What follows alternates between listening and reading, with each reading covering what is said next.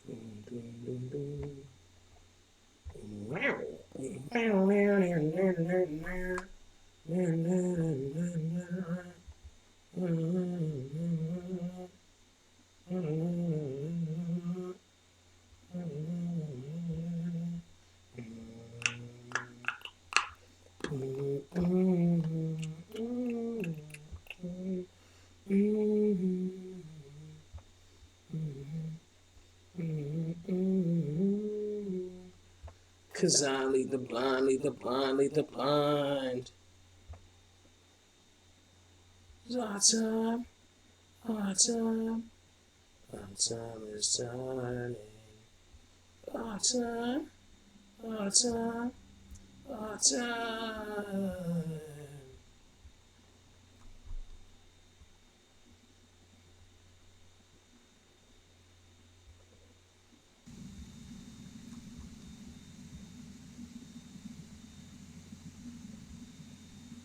As we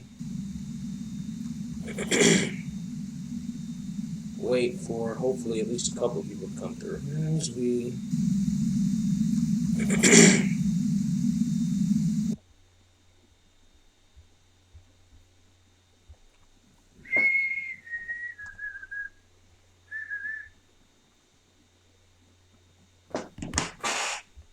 oh, you stupid rules. Yo, keep your finger off the switch, Don. All your stupid rules.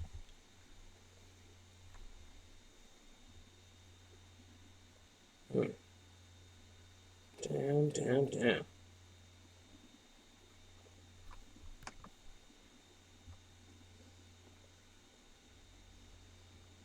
Save that image. And then we move on. Right, done with that. Thank you.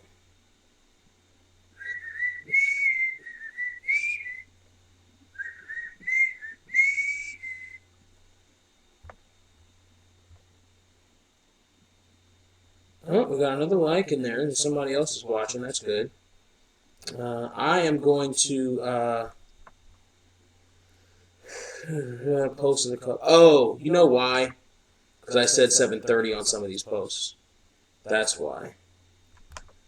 Because I accidentally just copied the shit badly. Let's see. So actually, I think we'll wait until 7:30. Since I said 7:30 on the shit. which I shouldn't have. But I was in a hurry in the morning and not completely awake. While we're waiting for the chat, or waiting for a couple more people, I don't know, we'll do that too. Let's see. Actually, we may not wait until 7:30. People come in at 7:30, they're coming at 7:30. If anybody actually comes in. That's the whole thing. Like, actually, you know what? Fuck it. Yeah, we'll start right now. Because if we wait until 7:30, there's a good chance nobody's going to show up any fucking way. And that wouldn't be good. Let's see here. What's going on, party people? In the place to be as I fuck around and edit some shit.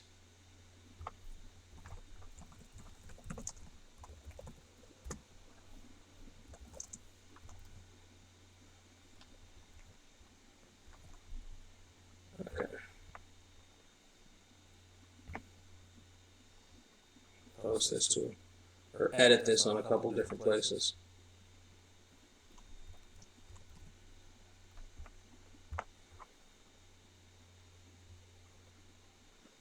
The wonders of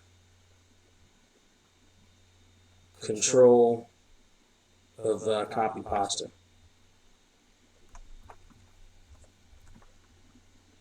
It can make you or break you. If you're smart and you actually see what the fuck you copied before you go on just a random pastamania, not to be confused with pastamania, then it's quite helpful. If you don't, like I was this morning, and just fucking post random shit, and you go live at 7 o'clock, there ain't nobody there, then it fucks you up a bit. Oh, Little Giants. Little Giants was the movie that made me actually want to play football for half a second. I played football for like 3 years as a kid, which was helpful actually when I got into pro wrestling. There's a lot of the same movements involved in both pro wrestling and football. It's a very similar thing. There's a lot of going hard for a second and then stopping, going hard and then slowing down. You know what I mean? The pace of it is very similar.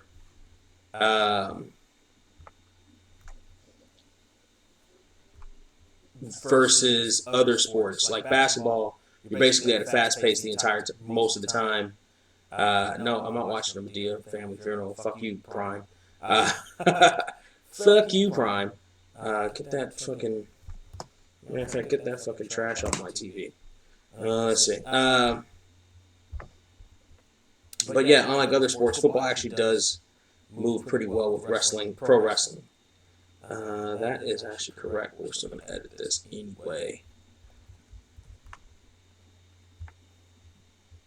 Save. Almost done. Children that are here. If anybody's here, go ahead and sound off. Let me know you have arrived. As I'm developing patter. Thanks for visiting Dog Review. Corner Gas. I don't remember that show at all. Is that a new show? Is that an old show that just didn't last? You know, it's funny. I'm seeing a lot of... So, I'm using a fucking Fire Stick right now and got ABC on it. And they've got their streaming service. Their streaming service kind of... Like, they've got some good shows on it, like The Neighbors. There's a lot of good ABC shows that are just not on it for some fucking reason. I'm fucking confused. Like, where's Castle? Like, what the hell happened, ABC? Like, what the hell? Alright, so that's gonna be the end of that. Alright.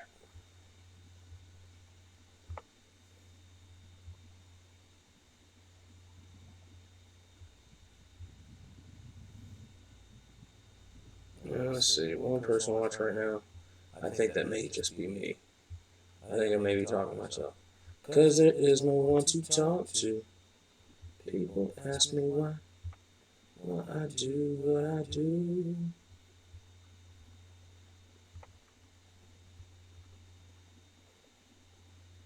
Tell me why. do I live my life? I actually should probably stop singing. So I'm gonna fuck around and get a fucking copyright strike. I seen too closely to the thing. Okay, here we go.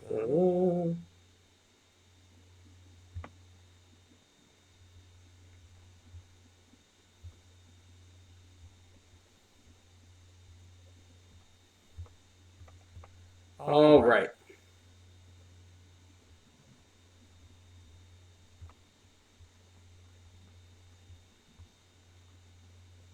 All right, fuck it. We got a 3-hour show to get through. We're going to get through this show one way or another. There is the live shit.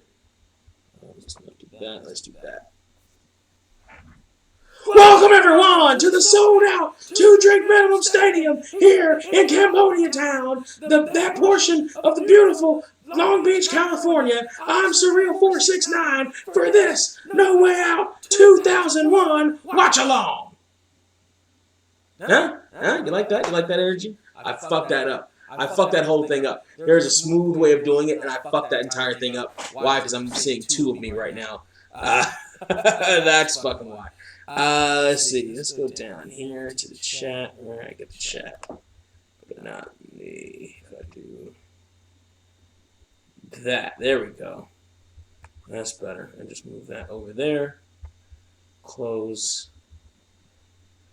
that shit out. Live chat, please. Of course. Thank you. All right. So, party people in the place to be. What's going on? It's me. It is your congenial host, Surreal469. It is time once again, since we are all here with literally No Way Out, courtesy of your friend and mine.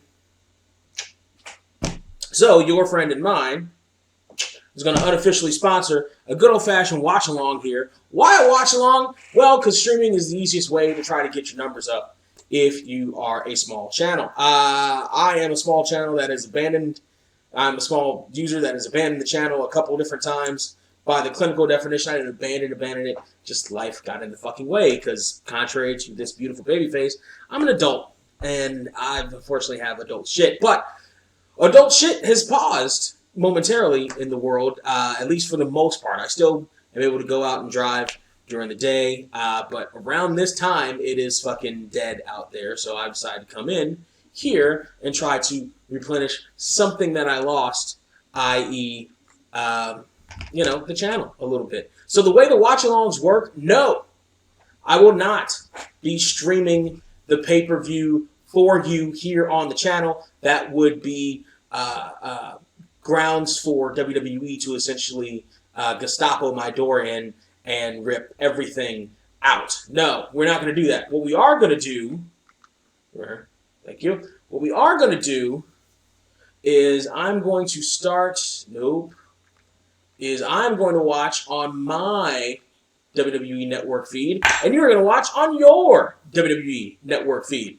When I say starting right now, that's when you press play on your device, however you're watching this one. We're watching we're watching No Way Out 2000, the second No Way Out pay-per-view they did. They liked the name so much, they decided to do it again. They didn't do it in 1999 because St. Valentine's Day just happened to fall on a Sunday, so they did a pay-per-view then for it, which I guess makes sense, although they didn't seem to do it, in 2006?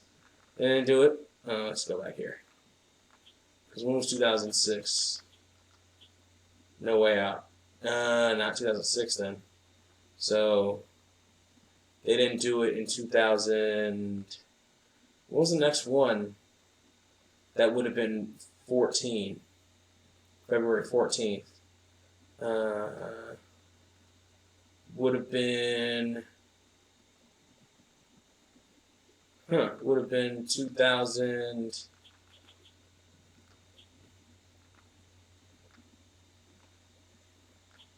Would have been 2000... That's...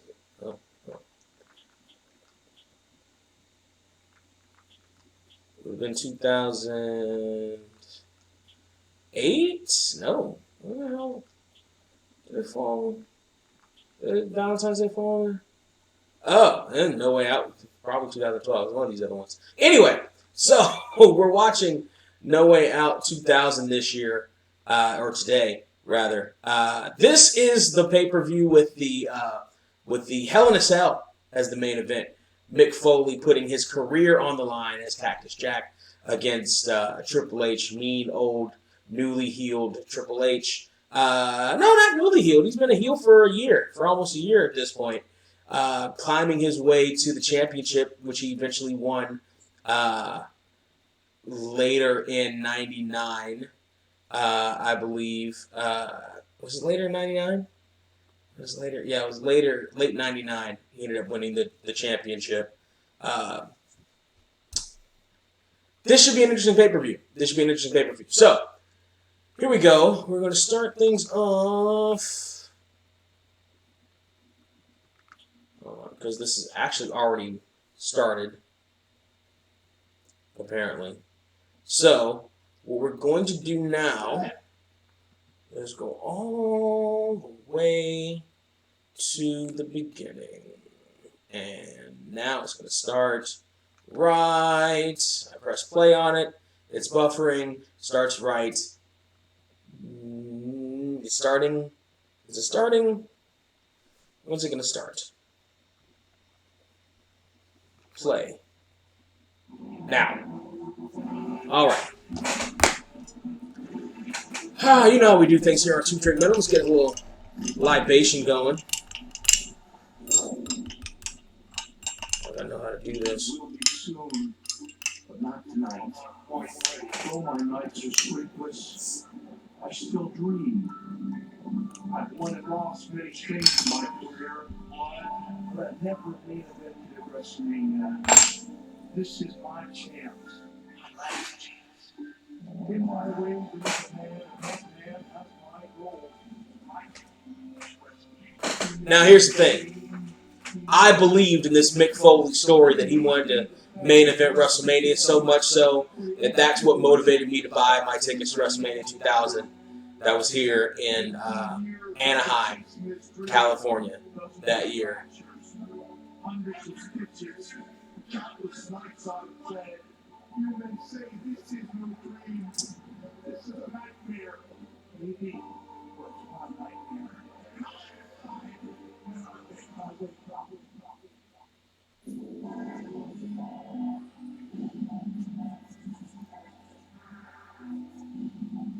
And so I bought it. And so I was like, I knew, I was old enough when this came out that I knew, storyline-wise, for what they were trying to build to, Triple H was going to win this match. I was hoping that he wasn't. And the same thing happened at WrestleMania that year. I knew what was going to happen. I thought I did, and I was hoping that it didn't. So technically I was right, but not exactly how I wanted it to be right. I figured that Triple H and The Rock were going to go to the WrestleMania main event, and I figured The Rock was going to beat him in the middle of the ring, because that's the big, heroic finish. I didn't know that Trips was going to walk out of there the champ. We're in Triple H's hometown, too. We're in Hartford, Connecticut for this one. The Blue Blood.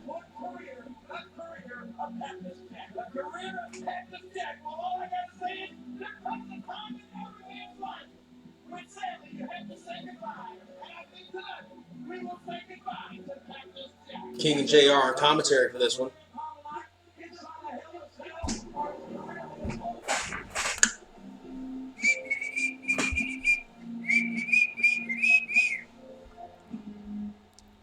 You suck.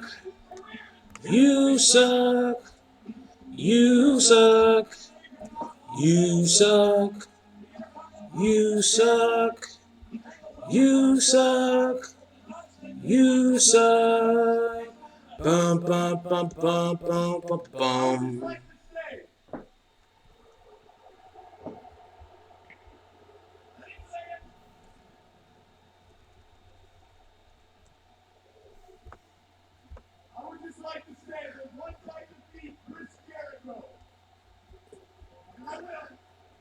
I was not the biggest fan of Kurt Angle's early WWE career.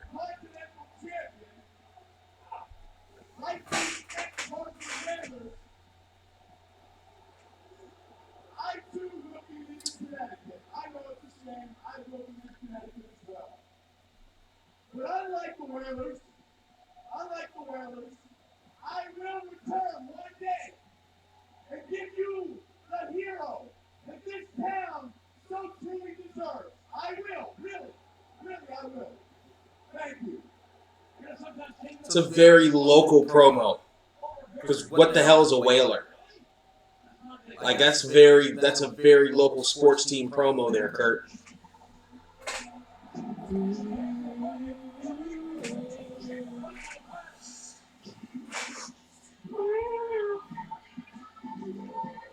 China coming out for some reason. It's probably.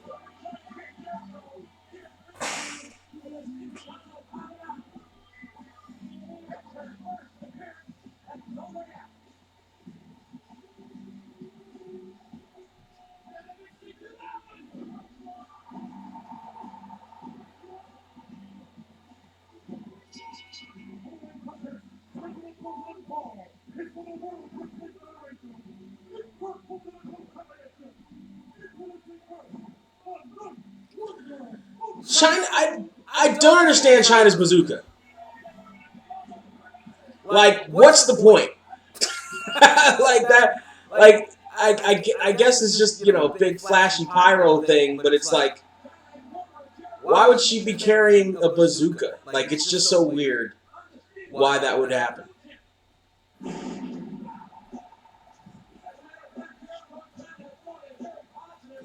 Break the wall down.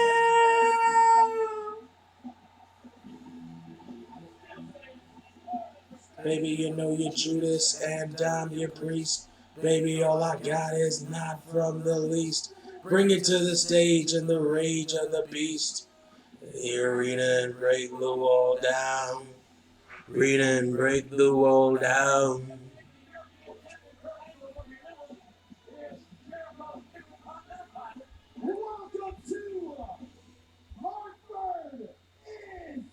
Jericho.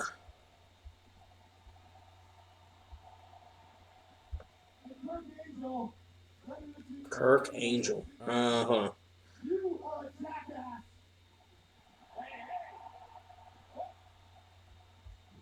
And you talk about your 3 eyes. I agree, because in my mind, you're an idiot, an imbecile, and an ignoramus. But Y2J has an eye of his own, and that's the Intercontinental Championship. I didn't like that Jericho shirt that he's got on here, the Jerichoholic one, the original Jerichoholic one with the 12 steps on the back. The only real celebrated The original Jericho.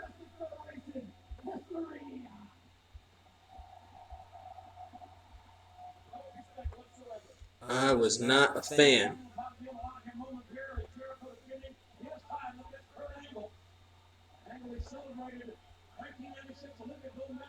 So I've got a few people watching at this point. That's good. Watch along. The Intercontinental Championship is about to be on the line here as Chris Jericho takes on Kurt Angle. Neither one of these guys were really in a spot in their career, in their WWF career at the time, that I was a fan of at that point for various reasons. I didn't think Kurt adjusted that well to it off the block like a lot of people did. And Jericho wasn't in any rivalry that I thought was good up to that point. Like, he started against Ken Shamrock, and that just made Ken Shamrock look like shit, even though, and probably because he was on his way out, with Mr. Hughes and Harvey Whippleman and all this other strange shit. And then he jumps right into the China. Oh, no, he does X-Pac. He goes with X-Pac for half a second, and that doesn't make him look good either. And then this China thing, which I wasn't a fan of, because China wasn't very good.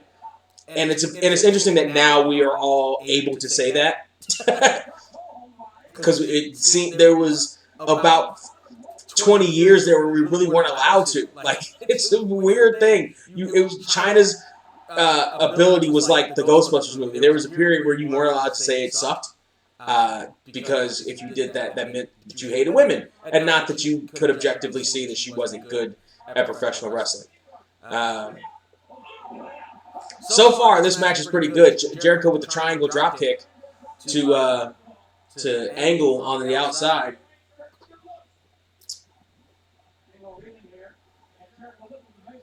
China staying as far away from the action as possible on a neutral side of the ring.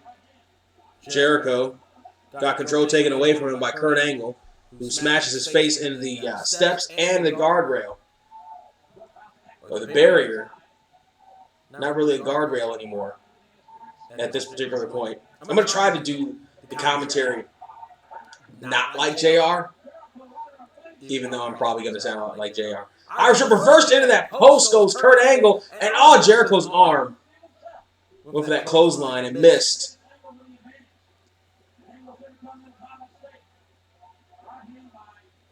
And when you miss on the outside, you miss hard most of the time. Jericho up, springboard is off the ropes and catches Kurt Angle with a knee off that moonsault. Well executed.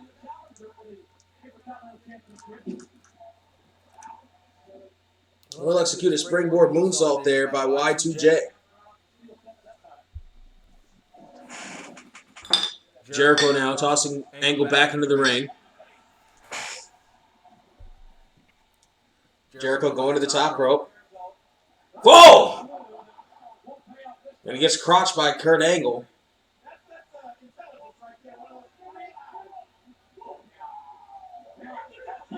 This is actually pretty good booking for these two because you got these two young guys. You kind of see what they can do against each other in the ring early on in their careers. Now, mind you, they both have championships, which to me at this point may have been a little premature for either one of them, but here we are. Kurt Angle with the American Gladiators singlet as he wrenches on that elbow of Chris Jericho.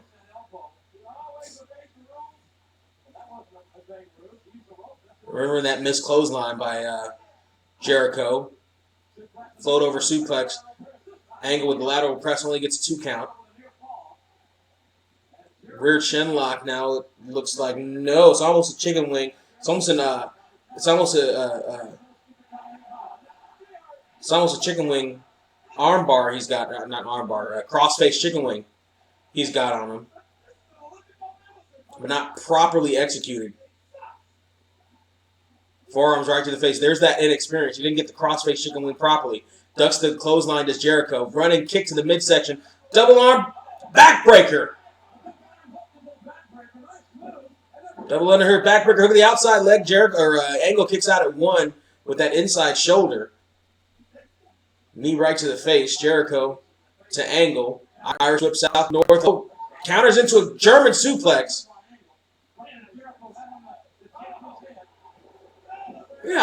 Look how young and skinny Kurt looks. A head full of hair. No pill problem yet. He's got muscles, but they're not roided out. He can still walk and breathe properly. He doesn't breathe like a fucking pug.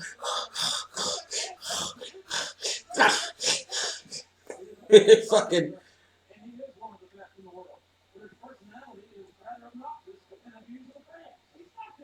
Jericho working his way. Jericho working his way up. Irish whip now south to north. Jericho ducks the head and catches an armbar takedown for his trouble. Kurt Angle going for the pin. Puts all his weight on the good arm, making Jericho use the bad arm to kick out and exert some energy. It's actually a pretty good strategy right there. And now Kurt Angle going right back to the arm.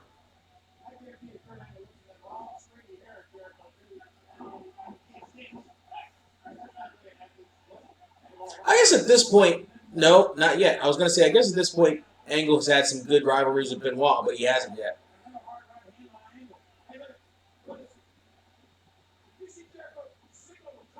The signal got glitched out. Angle with the foot up. Oh, nice!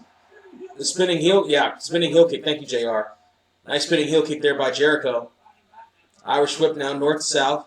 Jericho, kick to the midsection, coming off for a bulldog, one-handed, yes. I never liked his running bulldog either, because he's not grabbing anything. Because he's not fucking grabbing anything. It kind of gives the game away a little bit. He's not fucking grabbing anything, but whatever. That flying forearm is pretty good. Look at the outside leg from Jericho to Kurt Angle, kicking out at a long 2 count. That flying jalapeno, shades of former Intercontinental Champion Chico Santana. Irish whip now, east to west. Reversed by Kurt Angle, ducks the clothesline, does Jericho into a powerbomb off the Hurricane Rana attempt, and he's going to get 2 of them. Yes! I don't like that either. And I'm glad Jericho took that out of his repertoire. Because at this point in his career, Jericho was not big enough to be able to do that to most people, especially in WWF. He wasn't doing cruiserweight matches. Nice armbar. Roll through by Jericho into the Fujiwara version. Or not the Fujiwara, the cross arm breaker.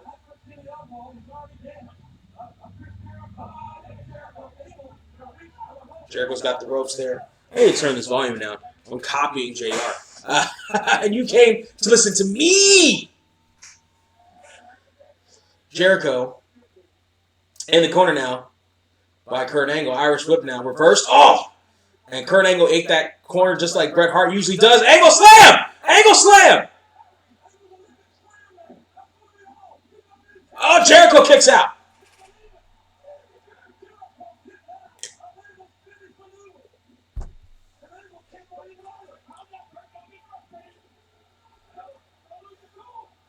Oh, Angle's got the Intercontinental Champion. That's not his belt. That's not his belt. That's not his belt. And Tim White takes it away from him, or tries to. Jericho's going to look for the walls, or is it the Lion Tamer? It's the Lion Tamer. And it's right in the middle. The Lion Tamer right in the middle of the ring. Now he changes it into the walls. Now he changes it into the walls. Kind of a high version of the walls. He doesn't have the knee in the back for it to be the full Lion Tamer, though. And there's Kurt Angle got to the ropes. Because Jericho didn't put the knee in the back, or at least didn't keep the knee in the back, for Kurt Angle.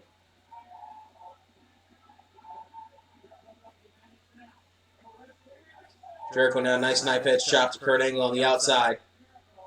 This whole thing is spilled to the outside more than once, and Angle's head has bounced off that announce table more than once. Right hand right to the jaw, forearm right to the jaw. There's another one. Kurt Angle with a rake to the face to gain control back and to get Chris Jericho off of him, at least for just a little bit. Now Angle's got the European Championship. Oh, he swung at Chyna. Oh! Chyna caught the corner of the steps there, off of that collision, right in her kidney area. Right in her kidney area, she caught it.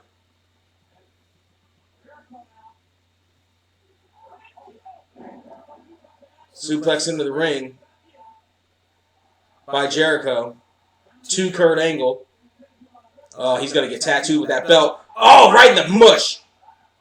Off the Lion Tamer, or Lion Salt. He caught it right in the mush.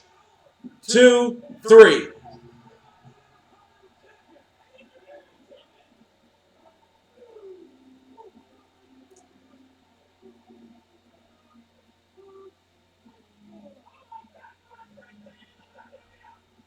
You suck. You suck. You suck. You suck. You suck. You suck.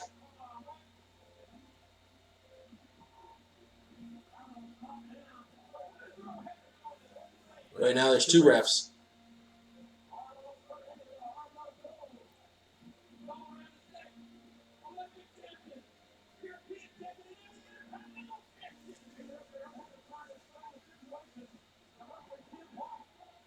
Tim White's decision is final.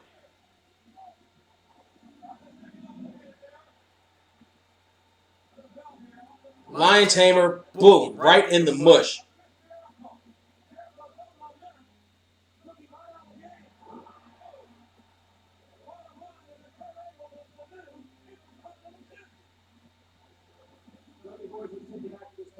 On SmackDown, Bubba going one-on-one with Mr. Ass, and perhaps it was some of your own medicine, Bubba.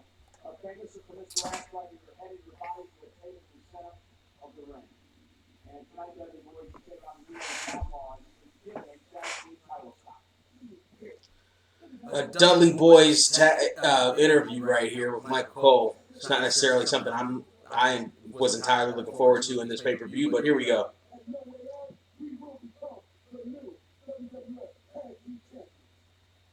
People have always seen one title change hands in life. The people should get ready to see another. Outlaws, we got 2 words for you.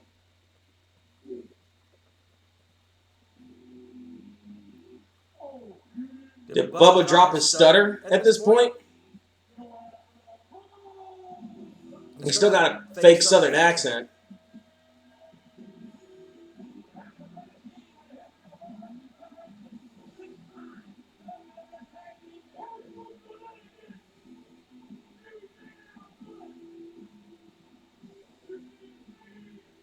It's me. It's that D-O-double-G.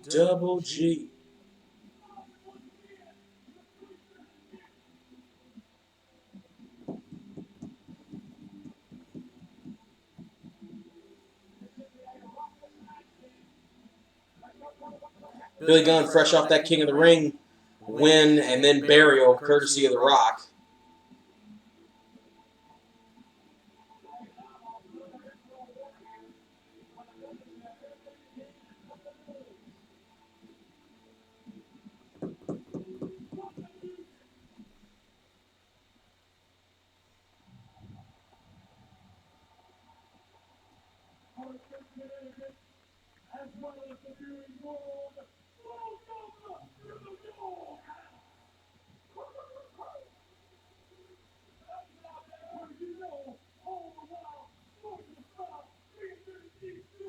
Doggy style.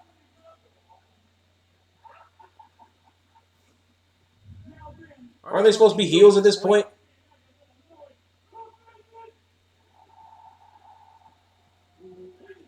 Boys and girls, children of all ages, D-Generation X proudly brings to you its WWF Tag Team Champions of the World.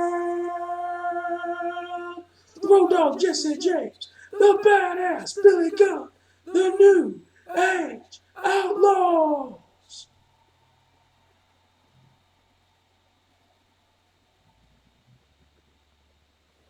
And of course, if you're not down with that, we got 2 words for you. Part of the problem was Billy Gunn was not great on the mic. Oh, what a high famouser. Off the table. That's athleticism. Jesus Christ. That is a high-ass famouser.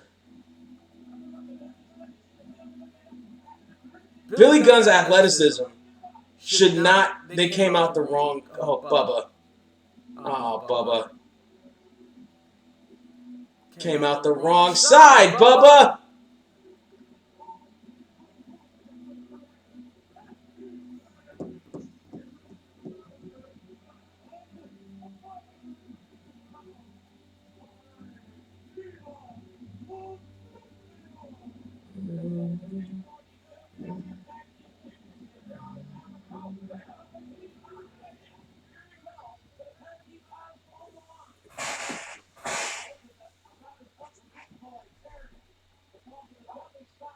Road Dogg just punched the glasses off of Bubba Ray. Meanwhile, all 4 men are in the ring to get this thing started.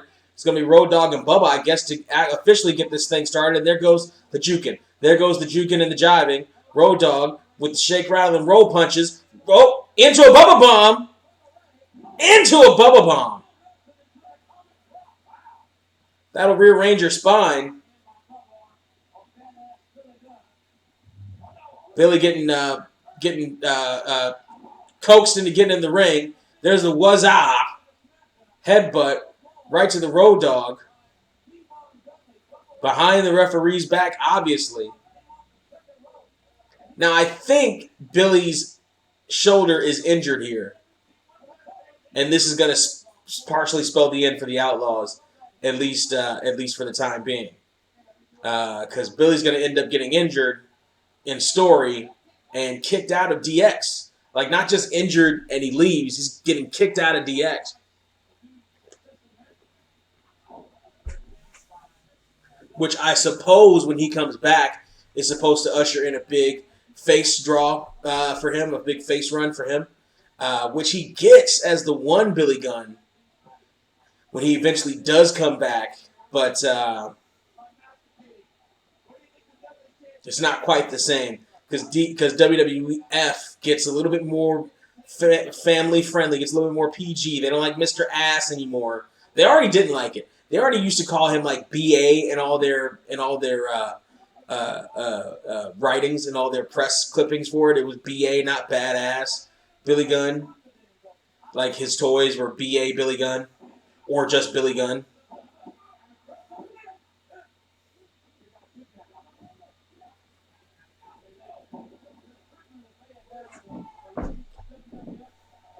I think the only thing he was allowed to actually be badass on was like the video games and TV.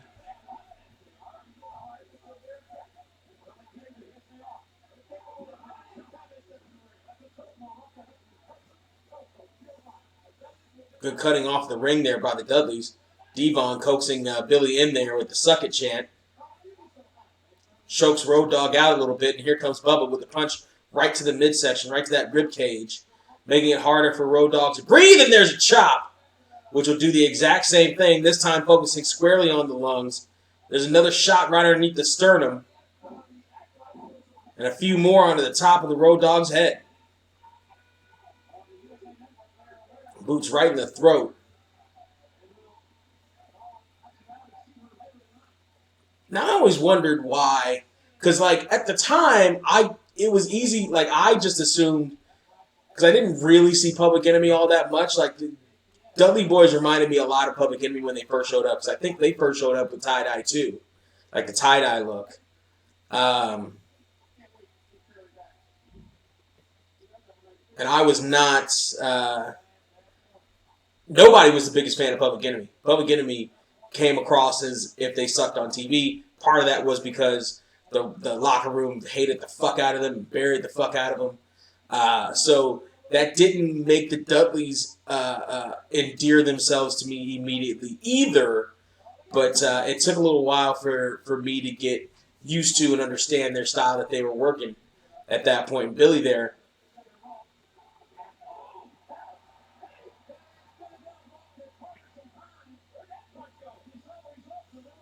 That was a little low.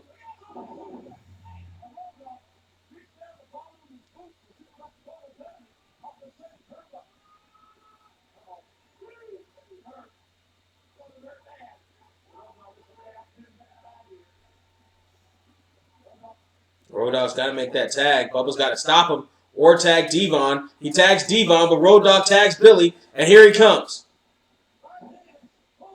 Billy with those rights. Billy is not using his left hand at all. There's a fake. Oh, his arm is fucked up. He can't even land on it properly. He can't land on it right. He's holding it, protecting it.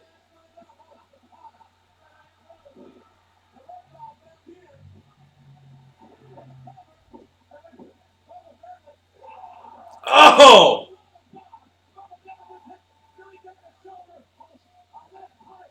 Jesus Christ. Okay, this whole thing fell apart right here. So, Teddy Long, I think, was supposed to be distracted or knocked out at a certain point. It's because he ended up catching the shot after the lead pipe shot. Billy Gunn gets tripped up. He comes down. He puts his hands over his face like he's expecting it on his face. Bubba whacks the fuck out of his shoulder. If that's his injured shoulder, if that's his injured arm, that is, oh my God. Fucking work shot or not, I know that shit hurt. I know that shit hurt. because I've separated my shoulder before in a wrestling ring. That shit, anything. I couldn't sleep right. Like, I had to fucking sleep at a certain angle, even, with that fucking shoulder. Let alone having somebody swing a fucking lead pipe at your fucking shoulder. Oh my god. That's injured? Oh no. No, no.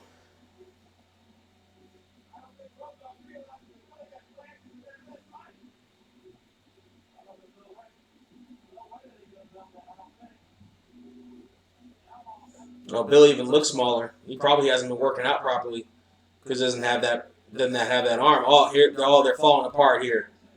The Outlaws are falling apart. So Billy covers his face up.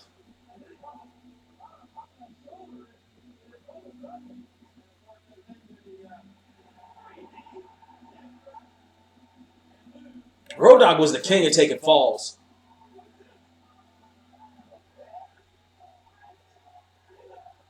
Kurt Angle celebrating with the crowd out there. Where's his Intercontinental belt? Is it around his waist?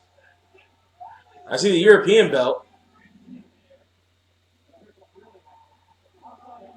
Boom! That's intelligence. That is intelligence. That's just solid intelligence there by Kurt Angle. Angle? No, Angle. Kurt Angle's a different guy.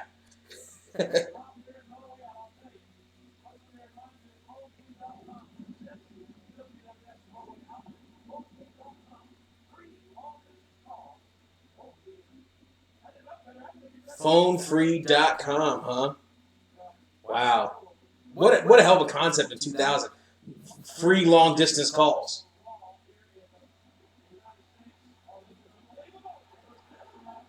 Oh no.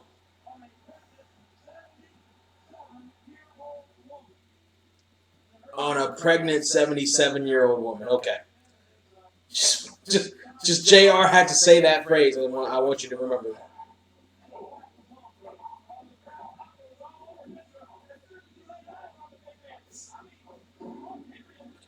I got Viscera and Mark Henry now. Boom, boom, boom.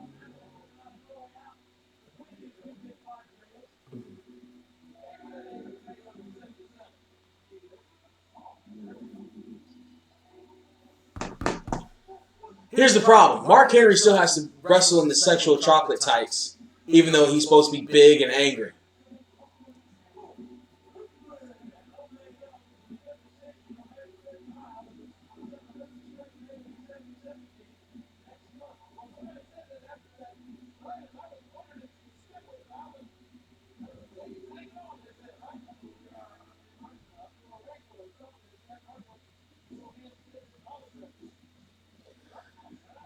Viscera versus Mark Henry is a match that sounds halfway interesting on paper at the time in 2000. Halfway. Like it's a passing thought. But it's not a match that you would even play on No Mercy. Like it's not a match that you would even play on the video games. Partially because at the time the video games weren't really that well defined. So really all you needed to do in No Mercy if you were facing a super heavyweight was try to pick him up, and if you body slammed him once, you basically were on your way to winning the match. Because it eliminated all their strength, and it gave you a ton of fucking strength. And immediately sent you damn near immediately to a special.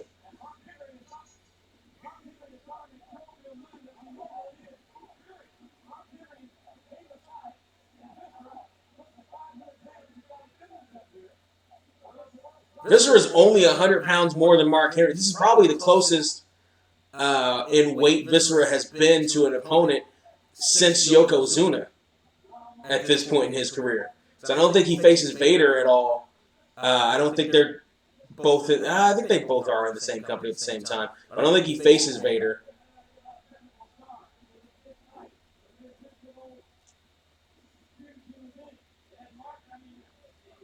And that would be the closest one to his size. There's that spinning heel kick by Viscera, which ironically enough looked more impressive in his Men on a Mission gear than it does in the Viscera gear. Also, I don't think he gets the height that he used to get off of that at this point in 2000. Irish whip now to Mark Henry, north to south by Viscera. Clothesline. Takes the big man down. And this match doesn't need to be too much longer. But we're still going to get a clothesline over the top. But we're still getting a clothesline over the top, which means outside the ring action. Oh, and he walks on. He steps on Mark Henry's back, right in that kidney area. This is still, ironically enough, early in Mark Henry's career. Mark Henry gets signed on. Nice Irish whip to the steps there by Viscera. Mark Henry gets signed on in 96 and basically immediately gets injured. Basically immediately gets injured. And I think when he comes back from injuries, when he joins the Nation,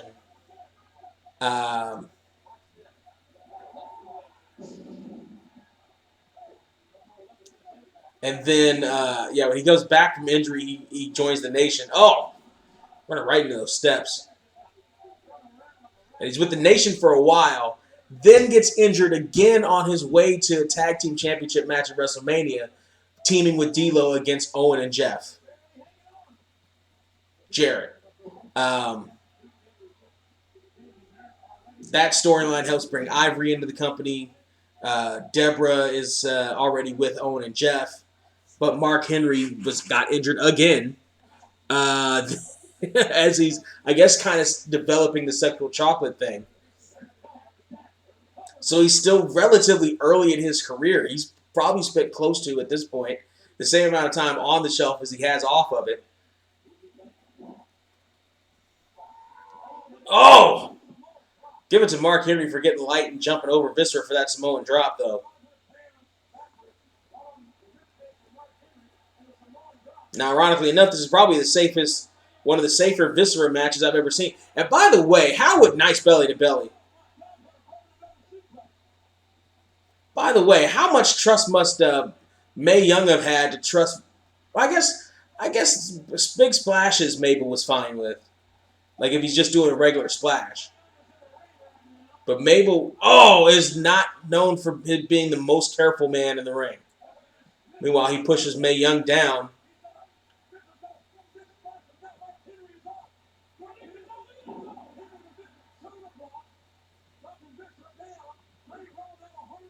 Shoulder block by, scoop slam! He got him! Mark Henry got him with a scoop slam! Mark Henry got Viscera with a scoop slam! Count forever!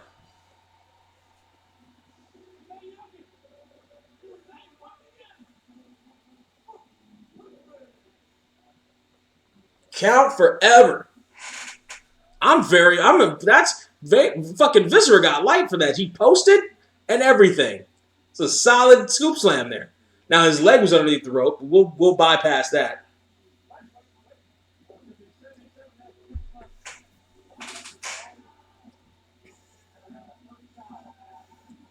Watch your hands there, May, as you put your arms around Mark Henry. By the way, this is a racist nightmare. Two big black dudes fighting over a little old white lady. This is fighting over who's gonna wreck a little old white lady in what way. Like that's oh, this must have gotten over real big in the South. Big scoop slam though.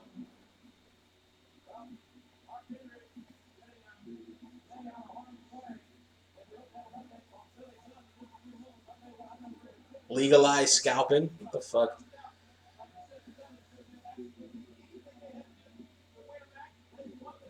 I wonder if people... I think there was a point where WWF/E went to blurring out the phone numbers on the signs that people put up. Do you remember when wrestling was so hot that the best way to advertise was to buy a ticket to the show with a poster of like your business or your phone number or your website? Most of the times it was websites. And take them to the wrestling shows and hope they're seen on camera. And a lot of times they were. And a lot of times you would go there. Like, God knows WrestleZone, I think, was the first one. Or Wrestle Inc. A couple of the wrestling ones were the first ones I went to. Like, oh yeah, let me go to this website. Thanks. Like, that shit worked. That shit worked back in the day. That shit fucking worked.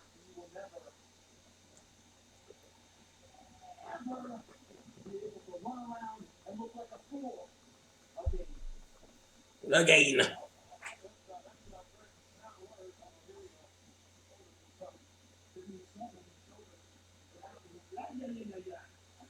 He'd say, give me something for my shoulder. No, don't give him something for his shoulder.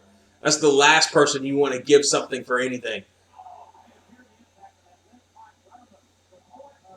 Like, Billy covered his face, but he didn't acknowledge that he saw Bubba with the pipe.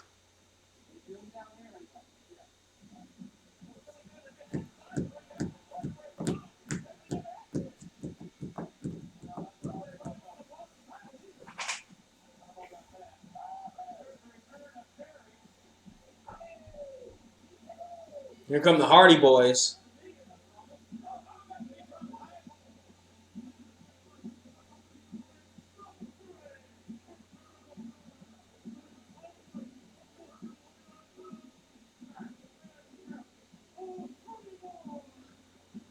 The Hardy Boys together just weigh over Mark Henry and don't weigh as much as Viscera. I was like, wait, what do they build at? Are they built at 500? No, they're built at fucking 450 because they're both 225. LOD is built at 250.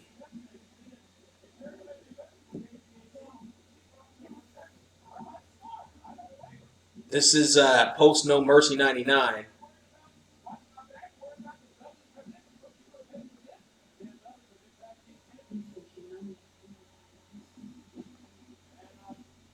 Oh yeah, this was the period where Edge and Christian and the Hardy Boys.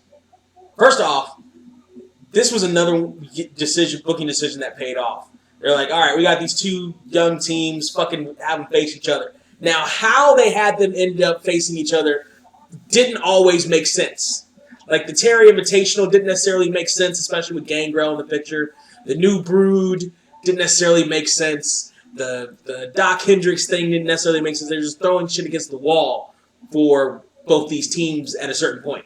But at this point, they're a little bit more settled in. Terry's not too much longer for this world with the Hardys. But at this point, they're a bit more settled in.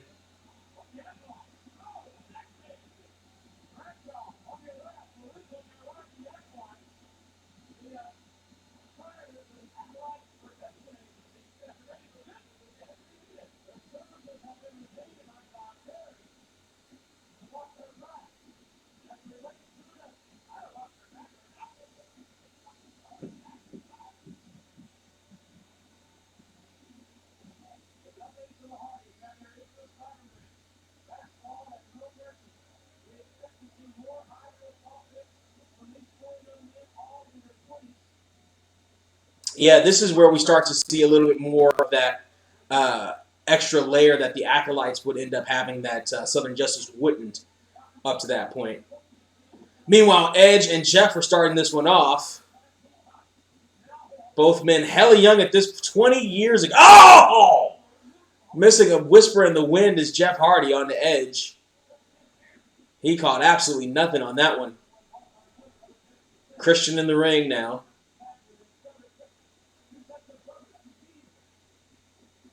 Irish, oh my! Back body drop, but Jeff Hardy lands on his feet, comes back with a front drop kick. Now Matt Hardy in. Look at how young Matt Hardy is. He can actually walk. He's not a hobbling mess. Oh! But those second rope leg drops probably didn't do his hips any good. And the girls have to scream because they take their shirts off. And Terry trying to be a part of the team, but not quite doing it. They're still near the end of trying to find an identity for these guys. They haven't quite found it yet. They think Terry's good for it. Where's Lita at this point? I think Lita.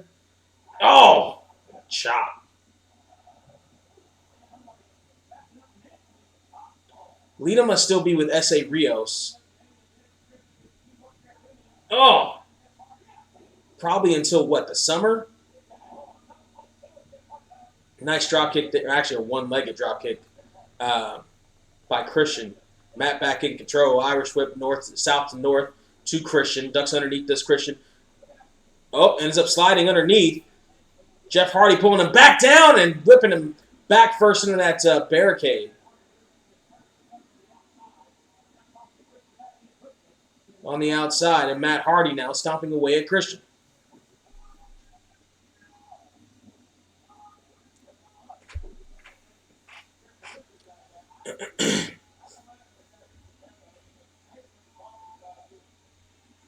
Now the Hardy Boys in full control. This match is probably going to go for a while. Nice poetry in motion onto Christian by Jeff Hardy. Clothesline follow-up by Matt. And just punching away at the young future peep herder. Get it? Because Christian's fans are called peeps. Peeps herds them wherever he goes. They can't all be winners. Front slam by Jeff Hardy, and Christian is very close there. Close-legged moonsault, close-legged springboard moonsault into the ring on Christian, but he really only landed on his leg, so he only gets a 2 count. Christian now whipped to the corner. Tag into Brother Matt by Brother Nero. Double, no! Almost looked like a double-side suplex, but it ended up dropping him face first, and Edge on the outside. All he can do is watch as Christian gets out the back door yet again. Matt Hardy and Christian, the less favorable of the brothers on each team by WWE, if you really look at their history. Vince really was a fan of Jeff and Edge more than anything else. Splash Mountain Power Bomb coming up on Christian, but he escapes it into a neck breaker. And now Christian, who will get his song on the WWF The Music Volume 4 mix, but not the Hardy Boys. I was so mad that we didn't get the Hardy Boys on that fucking CD. I'm like, why we got Christian, but we don't get the Hardy Boys? We already got Edge. Fucking Christian uses it with Ed. Why don't we get the Hardy Boys with it? Little did I know it was a production track, and they don't actually own it. Little did I know. Oh! Jeff came off and got 2 boots for his trouble. Tag into Edge.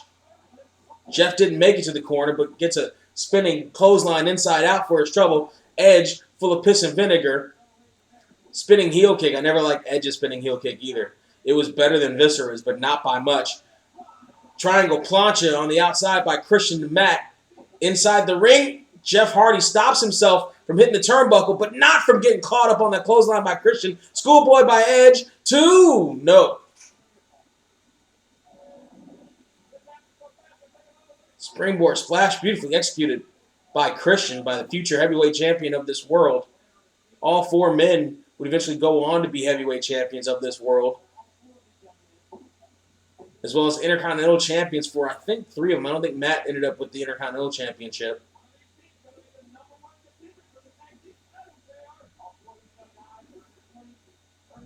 But they would all go on to be world champions at some point in their career. Future tag team champions. Some Intercontinental, some Europeans sprinkled in there. A King of the Ring. Former light heavyweight champion in there right now against Jeff Hardy. U.S. Championship. Impact Championships. Oh, nice! Wheelbarrow faceplant right to Jeff Hardy by Christian. And he goes, not for a cover, but he goes for a choke. And just to punch Jeff Hardy out. Looks like he's going to try to punch the color back out of Jeff's hair. The dye all over the mat. Sup, bro? Big Show versus The Rock was a very quick match to me, as I remember. I think it would be 2. Actually, it probably is, because that Hell in a Cell is probably, if I remember correctly, it's like 25 minutes, 25, 30 minutes. You got a Hell in a Cell you got to do. And they got a pretty loaded card here, too. If you're watching along, for those of you that missed it, thank you, Jason. For those of you that missed it, we are watching No Way Out 2000 right now. We're in the middle of the Edge and Christian versus Hardy Boys match. Jeff Hardy is in the ring with Edge right now, getting his back broken off of an almost dragon sleeper backbreaker as the Acolytes stand on the outside to protect Terry Runnels, who is the manager for the Hardy Boys at this point. Lita has not entered the picture. This is after their historic ladder match at No Mercy 99. This is the period where WWE just keeps putting them against each other every week because fuck it, why not? Ratings and great matches. They even got to the point where they switched the teams up for literally no reason. Like, there was no reason why they did it. I think it may have been a Triple H decision to fuck with the teams. I can't remember. But it was Edge and I think Matt or Edge and Jeff against Christian and Matt. They switched the teams up for no fucking reason. And at the end, they all ended up hugging and like, I can't believe they forced us to do this, but fuck it, sportsmanship. And they ended up being brother against brother a couple of times in the match. It was a weird fucking hiccup because they had literally put these guys against each other every fucking week off that ladder match. Like, good for them for making sure they submit their place in the company. But goddamn, WWE had no idea what they had and no idea what to do with them. So they were just like, fuck it, put them together again. And it kept paying off. So, listen, from a business standpoint, from a fan standpoint, it may have been like, okay, great. But also, from a creative standpoint, it's like, you got to do something a little bit different. Meanwhile, Edge has got a rear chin lock on Jeff Hardy in the middle of the ring. Jeff Hardy's trying to spring up or maybe float through or maybe roll through or something. He's fighting his way back up. Shot right to the midsection. There's a second one. There's a third one. Breaks the hold. Comes off the ropes. Goes for a Hurricane Rana and catches it. And now both men are down, but Edge immediately goes to grab Jeff Hardy's foot. That's a veteran's mindset there by Edge against Jeff Hardy. Jeff Hardy forced to get up and deal with Edge before he's able to make the tag, go for another Hurricanrana and catch a sit-out powerbomb for his trouble. And that was kind of sloppy. That could have ended very badly.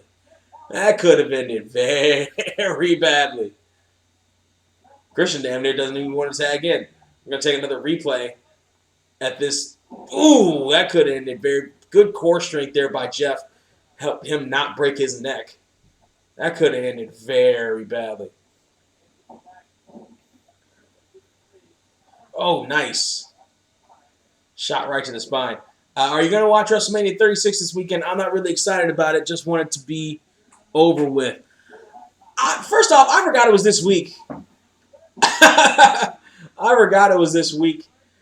Secondly, I suppose, like, I usually end up watching it with Trapzilla. I don't know how he'll feel about doing that. What with the viruses and all of that noise. I don't care one way or the other about going to see it with him. Fuck it, I might do, if there's a good time to do a stream along, it might be then for both days. So maybe. I utterly forgot it was this weekend. I knew they were splitting it in two. That's how little attention I paid to the shit. I forgot it was this weekend. So the answer to your question is maybe. Maybe. I know Roman is out. They officially made it Braun Strowman versus Goldberg, which is like, for fuck's sake. Like, I know times are tough, but we got to bury Braun Strowman some more. Elbow right to the heart of Edge. While Christian is stomping away on Brother Nero, the referee got hit in the collision. Jeff Hardy rolls over to Edge and only gets a 2 count.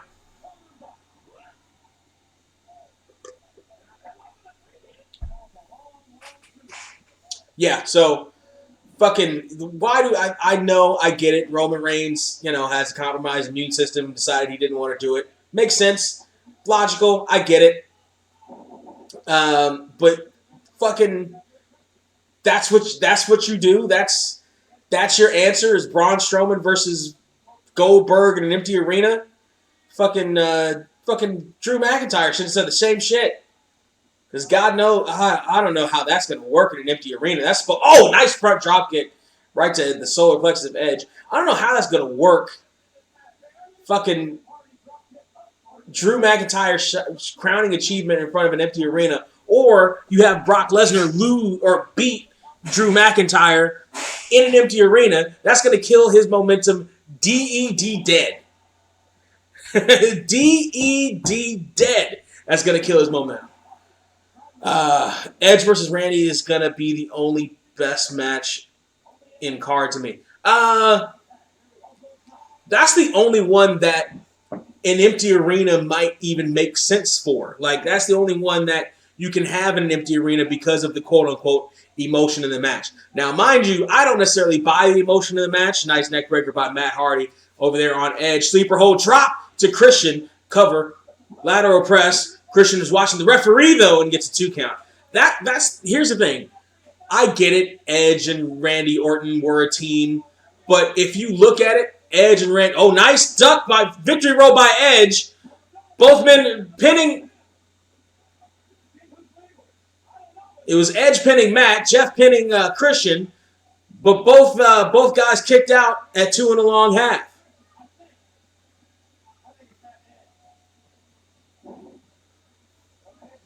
Oh, now the Hardy Boys going for the double dive for the bombs away here. Leg drop splash. Combination on Christian. Matt's the legal man. 1, 2, and Edge breaks it up. Out of nowhere is where Edge came from. Shots right to the midsection by Matt Hardy. Here comes Jeff. They're going to do poetry in motion again here to Edge, but Edge catches him. Spear! Matt is not aware of it, but he is. Nope. Moves out of the way of that one. Twist of Fate. Nails it. Christian is barely recovering right now. All 4 men down. Looks like a car wreck on the I-90. Fuck it, I'm gonna do JR. Might as well officially do JR. That was a pretty cool spot with the spear there. I wish the camera was in a better position, so I didn't see him jump up for it. But now the Hardys in control of Christian. Edge is absolutely down, and Terry's trying to be cool there. What does she do? What the hell? Why? Why? What was the point? So Terry leaves the team by turning heel for some reason? What's the point? Twist of Fate to Christian reversed. She slaps Matt for some reason into an unprettier. Bam!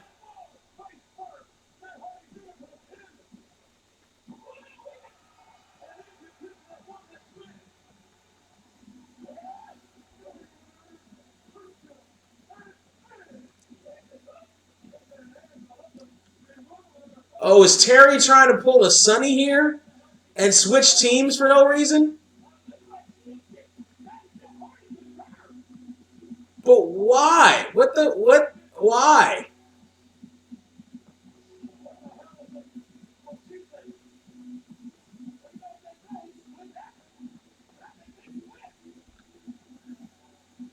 Edge looks confused as I am.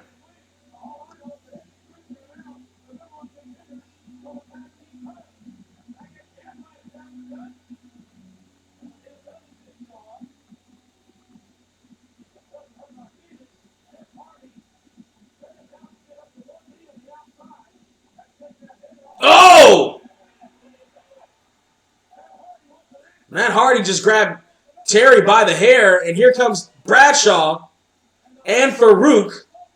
Clothesline from hell.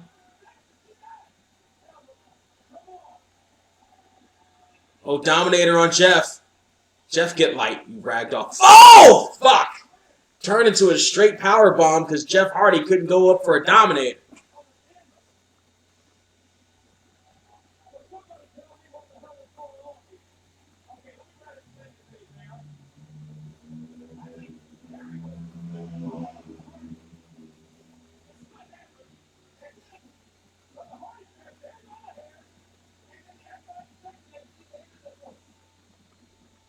Jeez. All right. Edge and Randy Orton. Okay, so their rivalry, the bitter rivalry that spans the years and is bitter and bitter, and fucking it's a replay of Randy Orton and Triple H with the RKO to the wife and all this other shit. Okay, fine. Realistically, like them being so bitter over the breakup of this team, it's not like fucking Hawk fighting Animal. All right, like these guys were a tag team for a summer 15 years ago. Like, and their main rival was Dad Generation X. Like, old Hunter. It was Dad Hunter and Christian Dad Shawn Michaels. Like they were they were one rung above the fucking Spirit Squad. Like, fuck Rated RKO. Like, yeah, I said it. Fuck Rated RKO. Fuck their stupid mashup song. Whatever the fuck. But that match with the build up that they've given it, which, you know, makes sense, is the only one that really makes sense in an empty arena.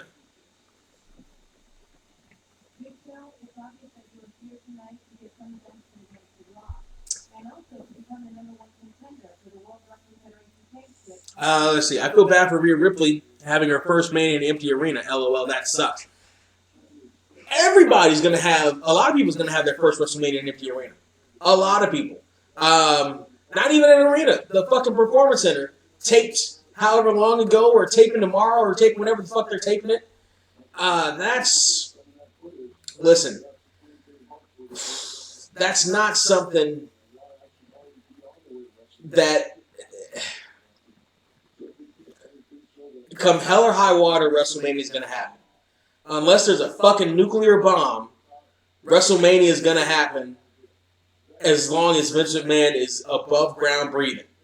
And even then, he may have some contingencies where some cockroaches main event WrestleMania until humans or until the next fucking bipedal life form evolves out of the wreckage to the point where they can have their own WrestleMania.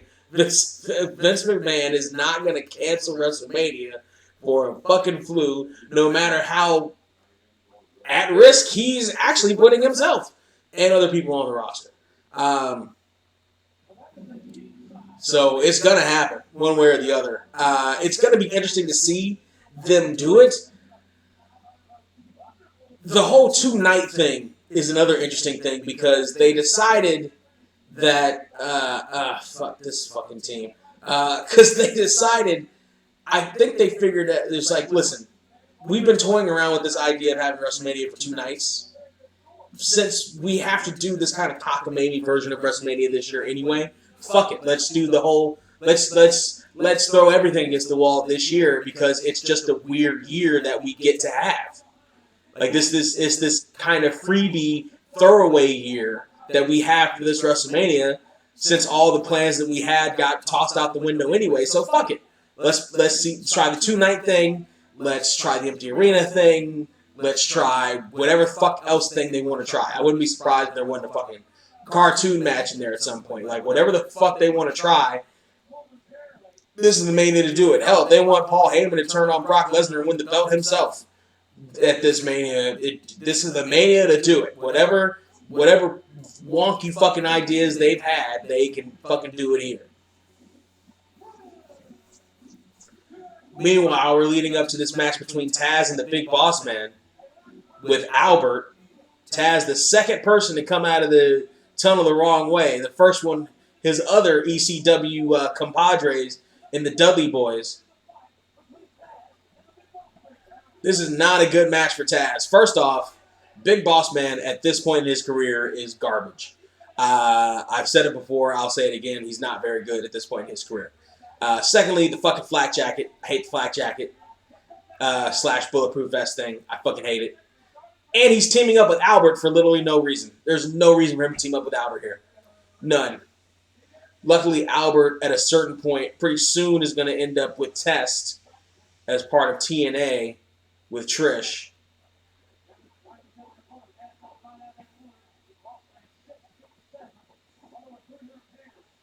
Oof. Taz with the splash in from the Boss Man with that big bulletproof vest on. and that's going to add some weight and some girth to the man. Taz with a nice suplex.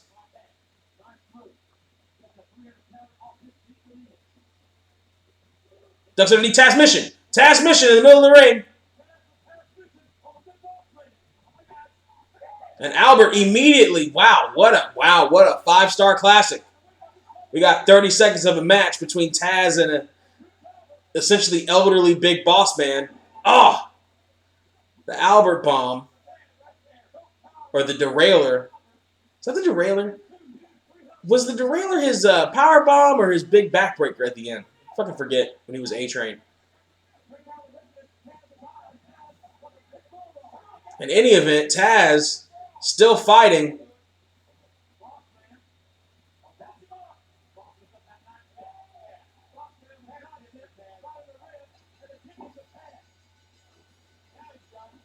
Catching the nightstick to the ribs, and the crowd goes mild.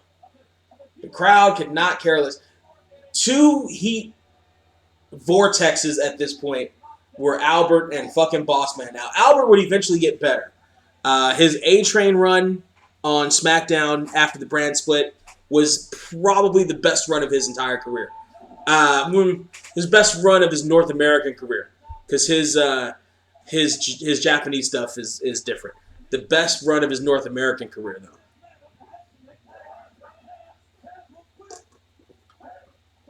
Taz is still fighting. Taz not staying down.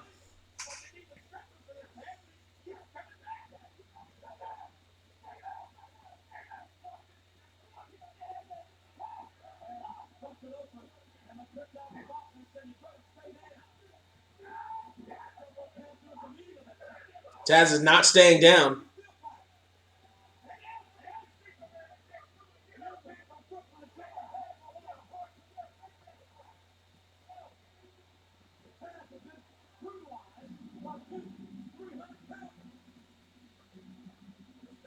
I don't understand the point of this. And Taz is still fighting again.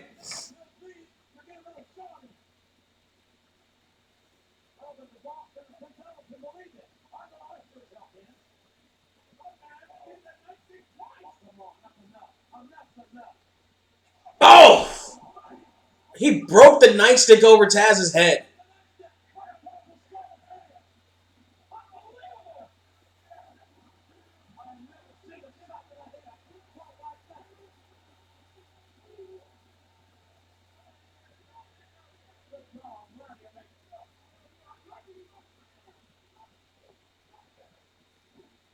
And Taz's mouth is definitely busted open.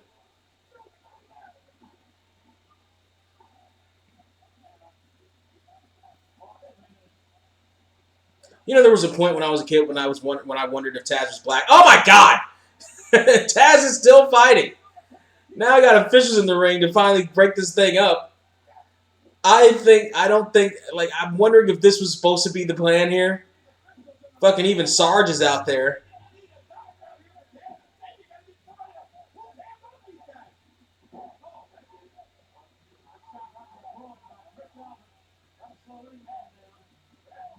Yeah, Prince Albert to the groin. Yeah, that'll slow a man down, all right. God knows Prince Albert and Boss Man have slowed this pay-per-view down.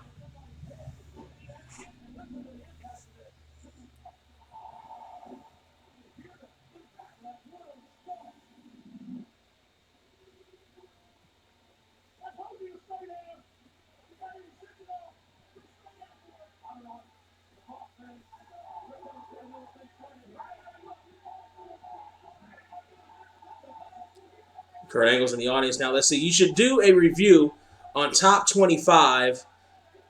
You should be champion one day like you did with your top 10 favorite IC champion with your friend a year ago.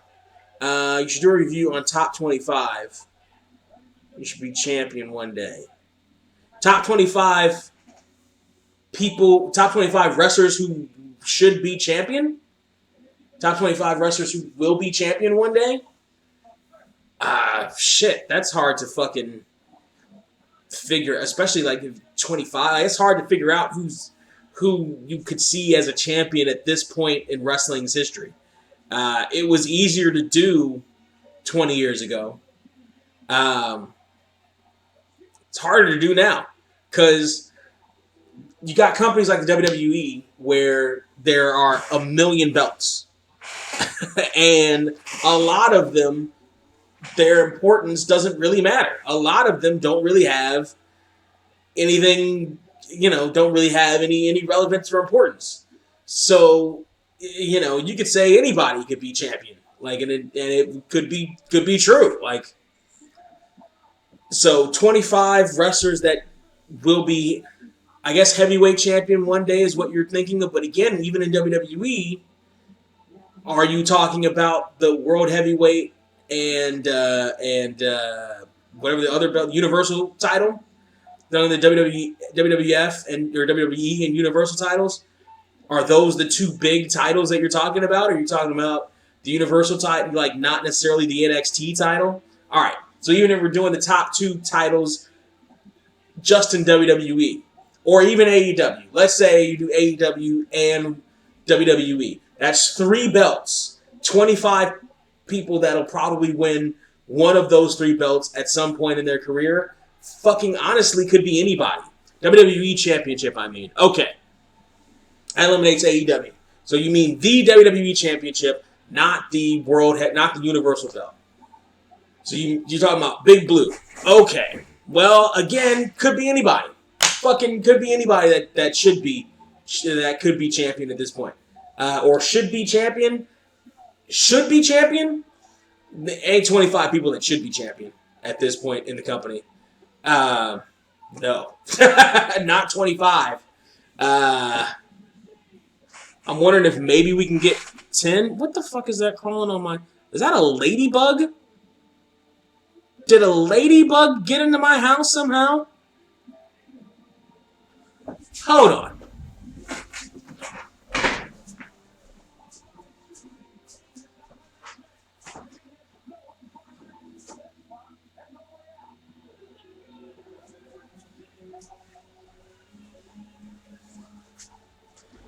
Yep, that's a ladybug that somehow entered my home.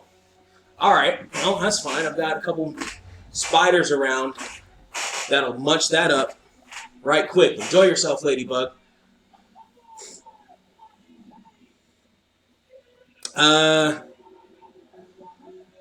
Top 10 that should be WWE champion. As of recording this stream,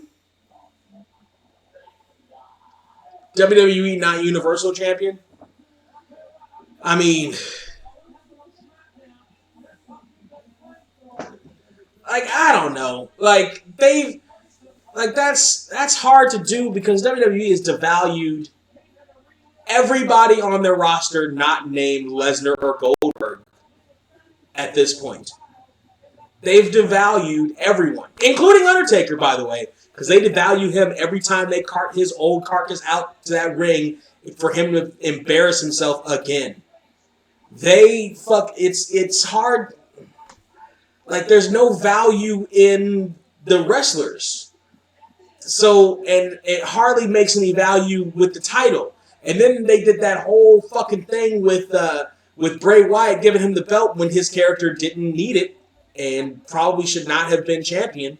And then they give it to Goldberg, who is going to steamroll his way through Braun Strowman in an embarrassment to fucking Braun Strowman. Number 1, Finn Balor?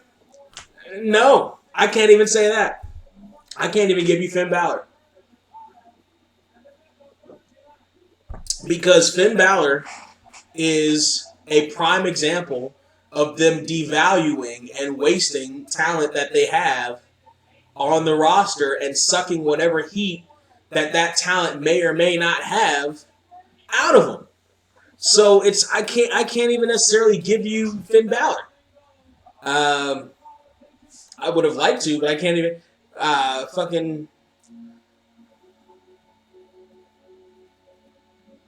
All right, little ladybug, you can calm your ass down. I can give you fucking. I can give you Lashley. I can give you Bobby Lashley, maybe.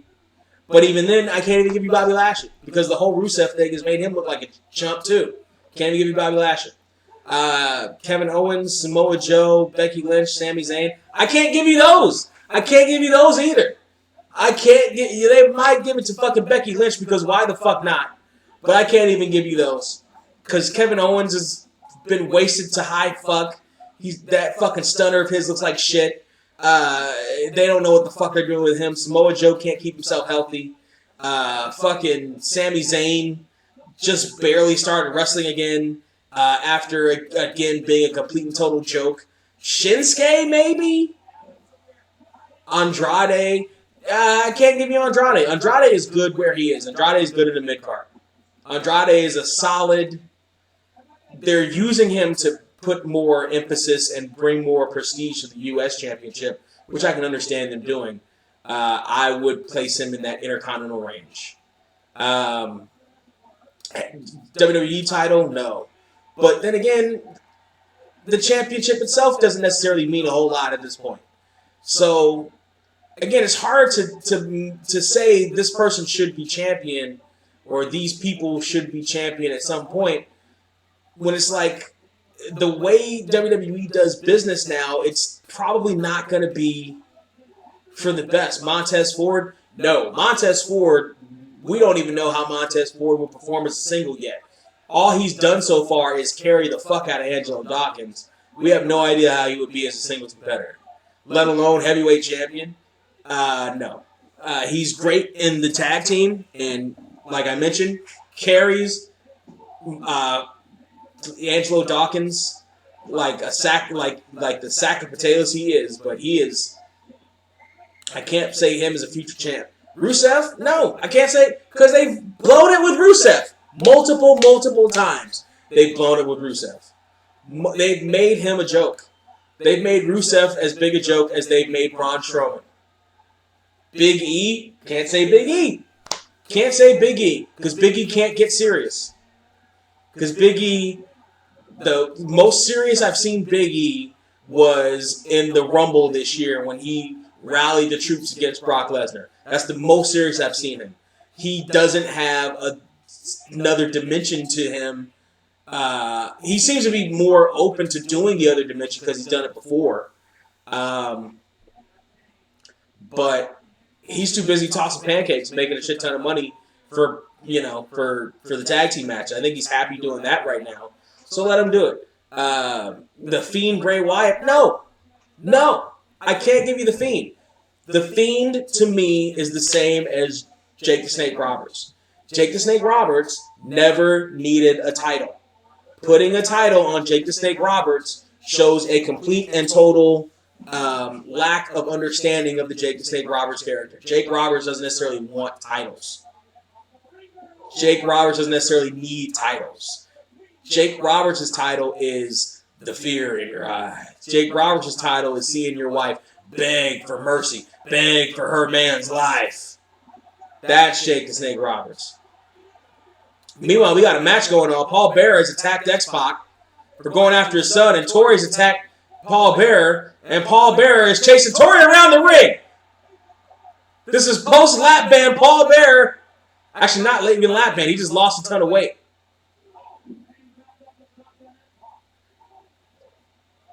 The referee coming in between Paul Bearer and Tori now. And X-Pac getting his ass beat by Kane in the leather-clad Kane. This is the other Kane attire I really like. With the fucking leather and the mesh flames and shit and the black in the middle. Oh, this is tight as a fucking drum Kane.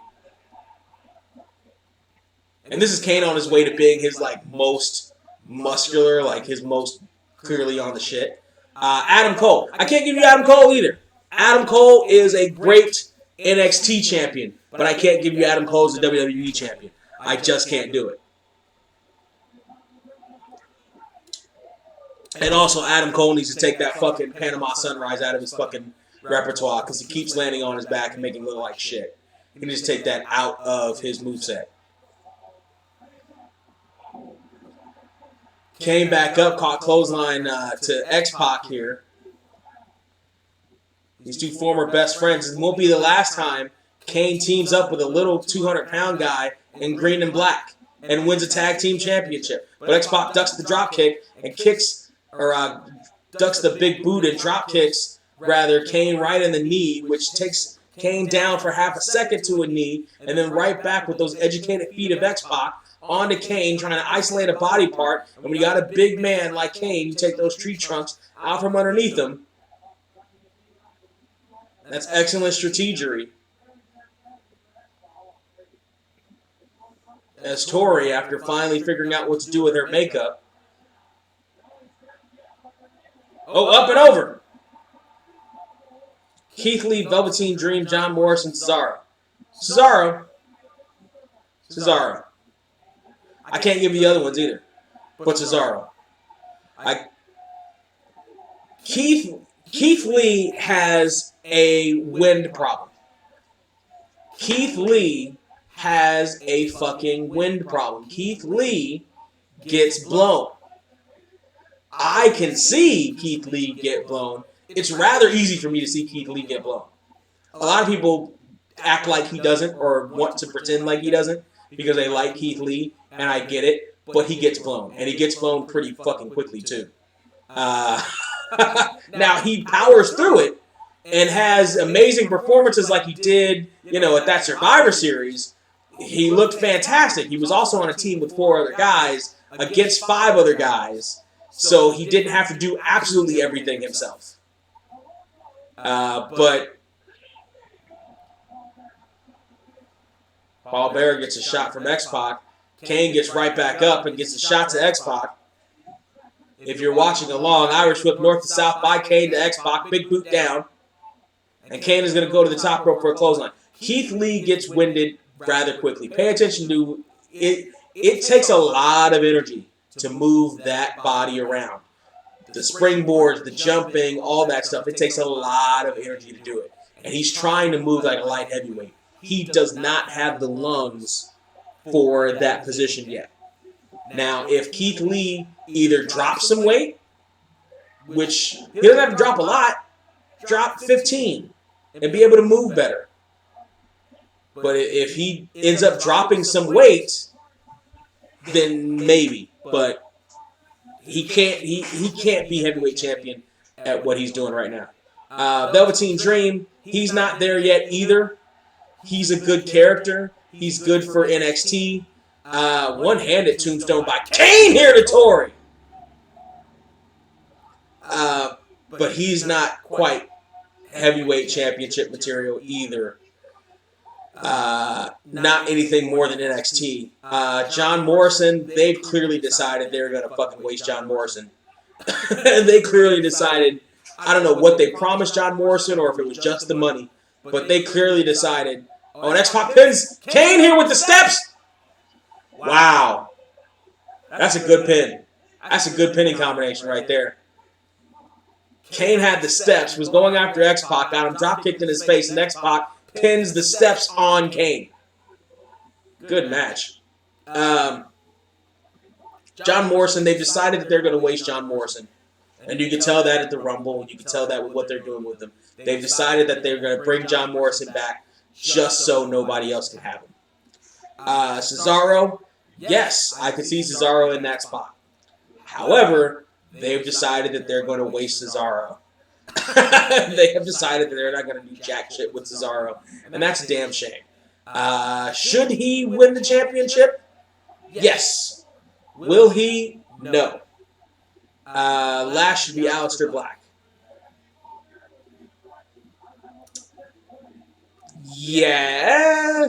I wasn't a fan of Aleister Black with the NXT championship. Aleister Black's another one. When you have a dark gimmick like that, you don't, most of the time, you don't necessarily need the championship. You can get by on just being the character that you develop, and not get by, but flourish. Like, people forget, like, The Undertaker won the belt his first year, his first official, like, at the end of his first year. But then he didn't get another shot, he didn't get another whiff at the championship for like another 3 years, and he didn't win it again for another 6. So there's that long stretch where he's developing his character where he doesn't win the belt. And again, I go back to Jake Roberts. Aleister Black could win the championship. I don't like him as an NXT champion, particularly when they forced him to smile at the end. That's way out of fucking character. But if if they're going, I could see Aleister Black as the big blue champion, but they have to change the color of that belt. It has to be black. They have to change it back to a standard fucking color, and then I could buy Aleister Black as champion. But they also have to allow him to be Aleister Black. They have to stop fencing him up for the main roster for that to happen. Which titles you wish they could bring, and which titles should they retire? They should combine the tag team championships and make them gold again. The fucking stupid fucking silver dollar belts, the fucking penny championships is like garbage. I've never been a fan of the U.S. title. They're trying to make that work for the umpteenth time, but I've never been a fan of that belt or that title in general in WWE. If they want to, like, I'm a fan of the Intercontinental myself more than that. Bring back a title? Again, they have way too many titles right now as it is. I don't know that they necessarily should bring any back. Retire some. Retire the women's tag championships as a whole. They don't have enough people for them. And they ended up not doing the floating to show thing like they said they were going to do. Not the same way they said they were going to do it. That's about, like, what are they've got the NXTs and NXT UKs and retire the North American belt because that belt looks like garbage. But at the same time, NXT really does kind of, it's fine with having a mid-card title. They've got a whole lot of belts. They've got a whole lot of people. The belts, I almost want to say retire the Cruiserweight belt, but you don't necessarily need to do that. But nobody's watching 205 Live either. It's tough. They added too many, but now it's harder to get rid of some than you would think. So yeah. Oh, and unify the fucking heavyweight belts. For fuck's sake, come on. So fucking unify that shit. Let's see. You're pretty much right about Keith Lee. I am correct. You're right. I wish WWE would have booked Kane better when he was WWE champion. Which time? 98 when he won it for a day from Austin. When he walked around with big gold for a little bit. When he was ECW champ. Which time? WWE should have X Division title, no Cruiserweight division. I mean, can you imagine WWE fucking up the X Division? The same way they fucked up the Cruiserweight. They would just fuck up the X Division the same way they fucked up the Cruiserweight division.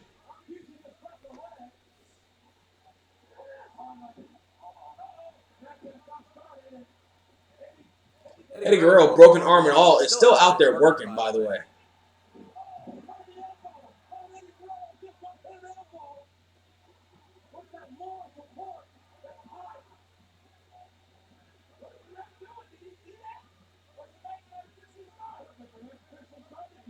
But also, Eddie Guerrero's not officially in the match. So Rikishi can hit Eddie Guerrero all he wants to. There's the bell. Perry Saturn and Grandmaster Sexay, big elbow up under the collarbone of Grandmaster Sexay by Perry Saturn, who allegedly, street legend has it, stopped an armed robbery using his head. He got shot in the head, his brain was exposed, and he still took down the robber. Wait, no. He got shot and he still took down the robber. He also wrestled with his brain exposed. I did see that. I saw the video of that. That shit was gruesome as fuck. That shit was gruesome as fuck. Kane's one-day title reign. Kane's one-day title reign only happened because they painted themselves into a corner. The exact same way they painted themselves into a corner. Nice missile dropkick by Grandmaster Sexay. The same way they painted themselves into a corner. By the way, this match has 1, 2, 3 other people involved in this match are no longer with us. That's a shame. From 20 years ago. Fucking they painted themselves into a corner. They couldn't have Kane lose because they said if he loses, he sets himself on fire. They fucking put that on national television and painted themselves in the corner. Well, they couldn't they could have technically set Kane on fire because they fucking had the Inferno match. So technically they could, and he lost the Inferno match. So they could have like coated up his arm or something like that and had him do that. But they went into dramatics with it. They said they brought a bottle of gasoline down to the ring, so he was going to trench himself in gasoline and set himself on fire. They couldn't have him lose it because they fucked themselves on that storyline.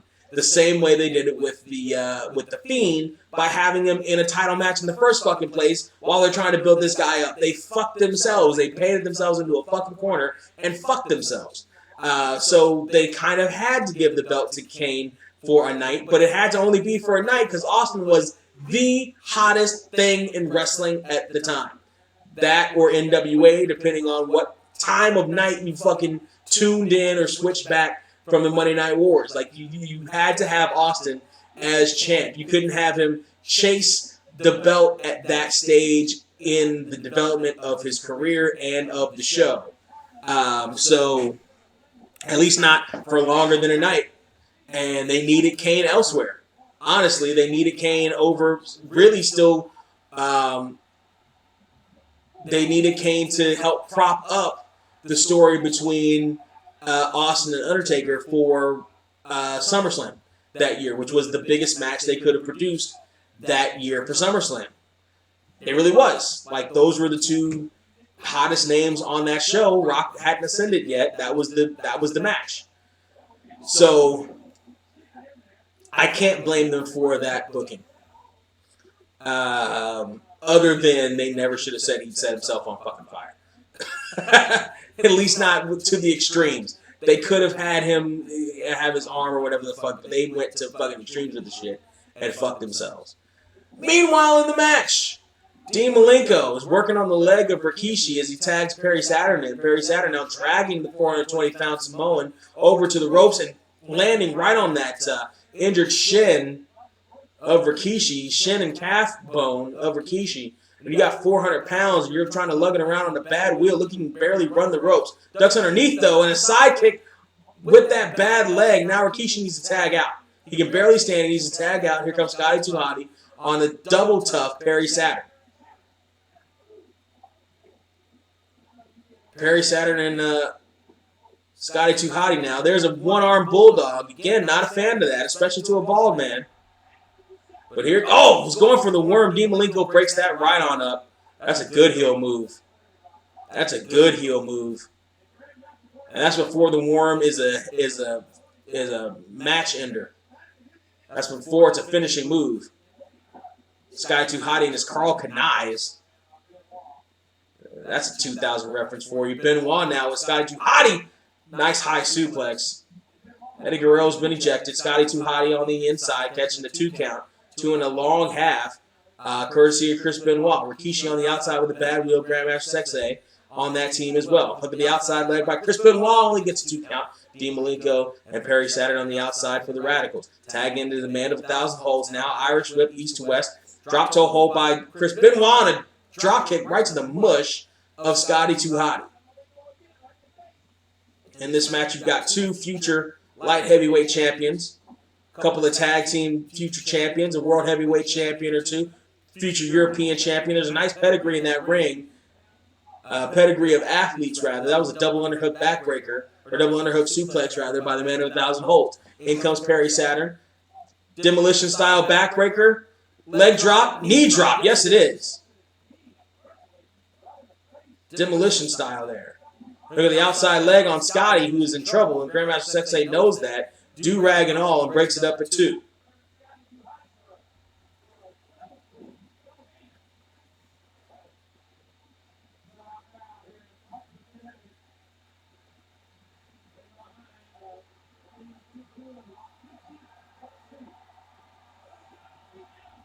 There's a weird cravat hold there by Saturn, which doesn't really do anything.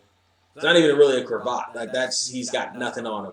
So Scotty 2 Hotty gets out pretty quickly, ducks underneath the right hand. Oh, doesn't duck underneath that Hurricane Rana. With Scotty 2 Hotty spiked here, that could have hurt him even double. And Rikishi again catches a drop kick right to the leg, courtesy of Dean Malenko. The referee trying to get the big man out.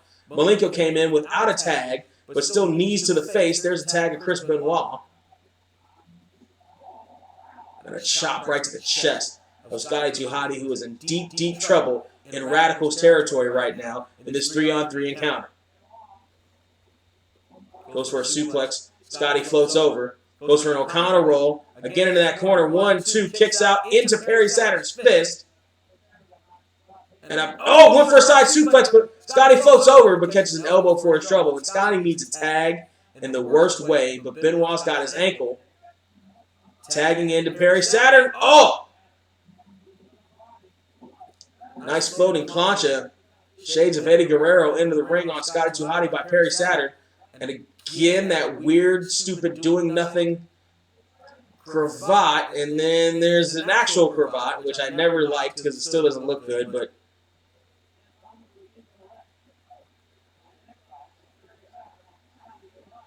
he's got it in nonetheless.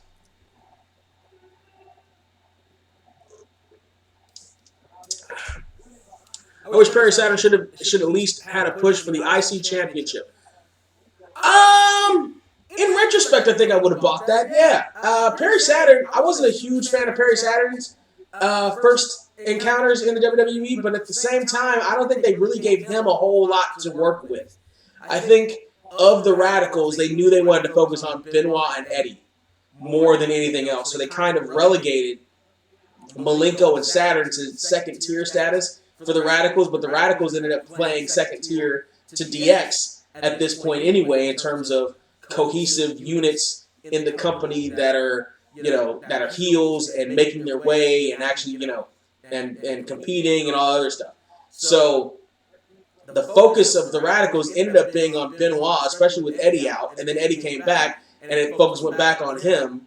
So regardless of how good Perry Saturn was, he still didn't necessarily get the opportunity to show himself out to be Intercontinental Champion. I was fine with him as European Champion. And I liked the European Championship. I liked him as European Champion. I liked him as Hardcore Champion. Intercontinental Champion, in retrospect, would not have been a terrible move, but at the same time, the Intercontinental division is kind of loaded at this point. You got Eddie, you got Benoit, you got Jericho, you got Angle. It's super packed in there already at this particular point. So I'm not hating that idea, but I could see why they would use him elsewhere because they needed him elsewhere.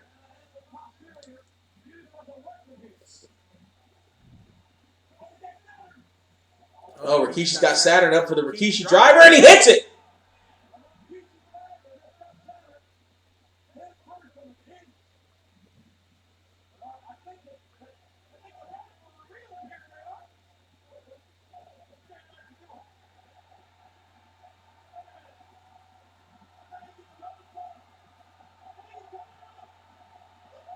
They could have pinned Perry Saturn right there, but instead they want to give us the worm W O R M M M the worm. Ooh.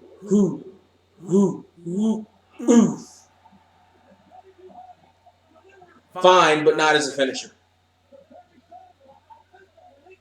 Fine, but I don't need it as a finisher. Same with the People's Elbow. I don't need it as a finisher. A nice chop block there by Malenko. Scotty 2 Hotty's tossed over the top rope by Benoit. Rikishi back up to his feet somehow. Belly! He didn't get all the height on it that he normally does Rikishi. He couldn't put a lot of that weight on that leg. And again, another chop block by Malenko.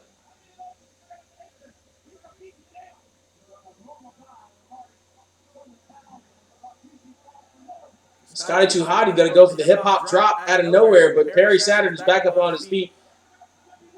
Oh, no, he's not. Oh, Perry Saturn just adjusted himself. He catches the hip-hop drop, though. The referee, Jack Doan, is distracted. Headbutt by Chris Benoit off the other side.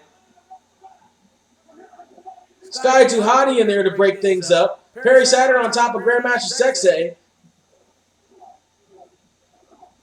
Scotty and Chris fighting over there on the side. Perry Saturn took Scotty Duhati over the top, and Grandmaster Sexay took Chris Benoit. It's going to be Dean Malenko and Rikishi in the middle of the ring now. You got to believe Rikishi. There's no way Malenko's going to get Rikishi in the Texas Cloverleaf. See, he can't even drag him from around the ring. Rikishi is way too big for that.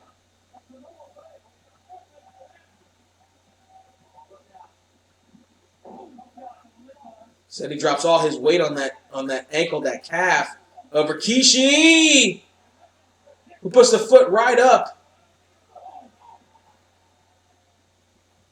Man of 1,000 holds lands gingerly on Rikishi's leg. There's going to be a second Rikishi driver. He got that special up? Yes, he does.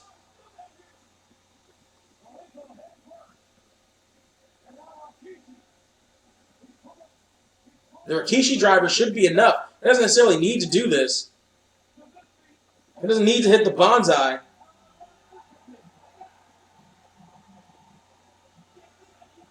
He can barely get that leg up there for it. Oh, he got it.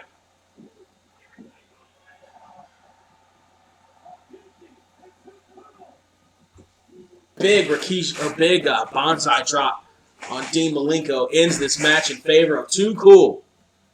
Now, I don't anticipate seeing them dance. Considering Sky Duhati got his ass kicked, and Rikishi can barely stand.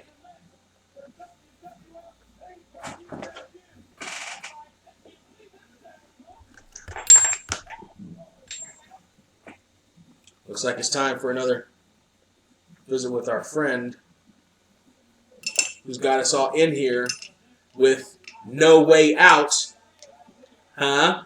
You get it? See what I'm doing? You get the theme.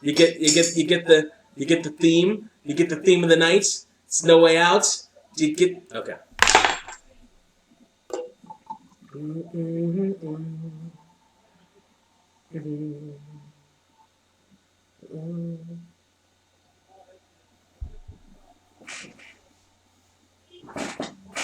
Rikishi can barely stand. But Grandmaster Sexay is begging, and so's the crowd, begging him to try to dance at this point. I wanted a pair of those yellow Too Cool sunglasses so badly. Those fucking Too Cool Ray-Bans so badly. When they finally ended up selling them, it was like, because they sold like cheap, shitty versions of them too on WWE. Those are Oakley's, I think. Yeah, those for sure look like Oakley's, and I damn sure couldn't afford Oakley's. Not in 2000 with no job. I damn sure couldn't afford Oakley's.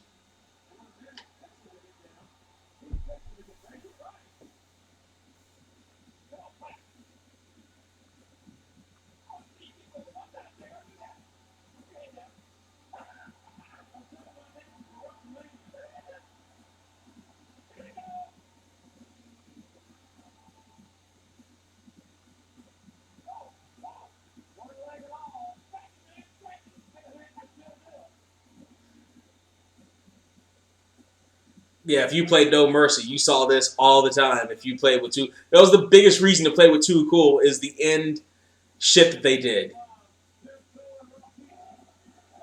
Kurt Angle is still celebrating. What the hell?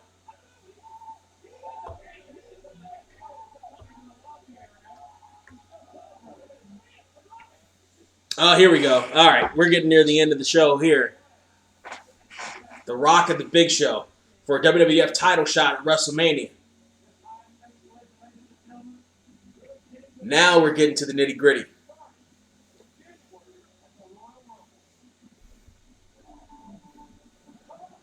Now, see, if I were watching WrestleMania live, I could fast forward through this shit. Hi, sweetheart.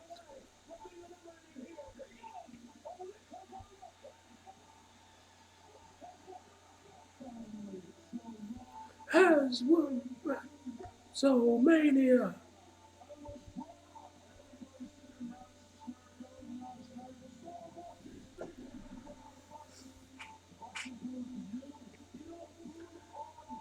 Trying to figure out what I should do to make money since driving isn't exactly paying the bills at this point.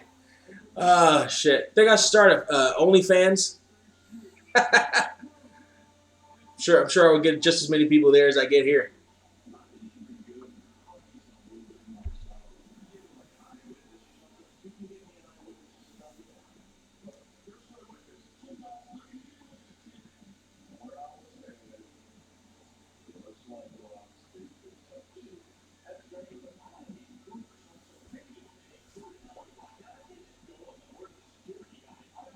I can't just go on the word of the security guy. Jim Dotson was the security guy. Jim Dotson was the security guy, though. Jim Dotson was WWF's head of security for years. For years. Rest in peace, Jim Dotson. That big bastard was there for you. And I don't think ever wanted to be a wrestler. I think they did an interview with him in Raw magazine. And I think he was like, yeah, no, I never want to be a wrestler. I'm just fucking... He's just some big musclehead that ended up being the fucking head of security for WWE for a number of years. No Mercy game was amazing. They should do a remake on PS4. They can't do 2Ks properly. They can't do 2Ks properly. If you know what, No Mercy might be owned by AKI and they can't do it because here's the thing, you got that engine too though of that game, which was a former WCW engine. How they would make that work for PlayStation, I don't know. They'd have to figure something out to make that the engine for that game from N64 work on the engine of PS4, and we're talking again 20 years from the time that game came out. So, the mechanics of that game were amazing. I still love the mechanics of that game. Pretty much all the mechanics of that game. I love pretty much all the mechanics of that game. I would like to see an alternate version, an alternate wrestling game. If AEW is smart, is AKI even still in existence? AKI may not even fucking exist anymore. So whatever their library of engines and all that other shit, wherever that ended up going, because I don't think Aki exists anymore. Wherever that ended up going, AEW should probably get a hold of them and see what they can do for the PlayStation. Like that wouldn't be a terrible idea to at least look into what it would take to get that done. I just don't know what it would take to get that done. You should start a gaming channel. I should start a gaming channel, but I need either a capture card or a PS4 to start a gaming channel, and I currently have neither. So if you would like to donate, patreon.com/surreal469 to help start a fucking gaming channel and tell your friends to do so as well. Hell yeah, baby. I'm more than down for that. You need a Patreon, you could do Cash App. You could do Venmo. I'm Surreal469 on all that shit. Don't be afraid to give me money.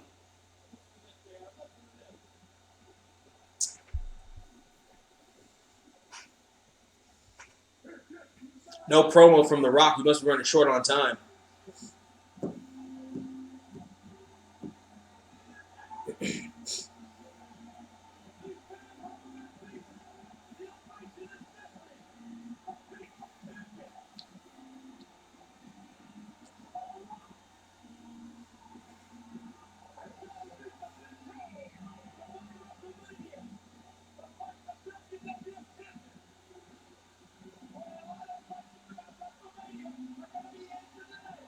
This kind of makes sense for a match, although in this instance the face was wrong.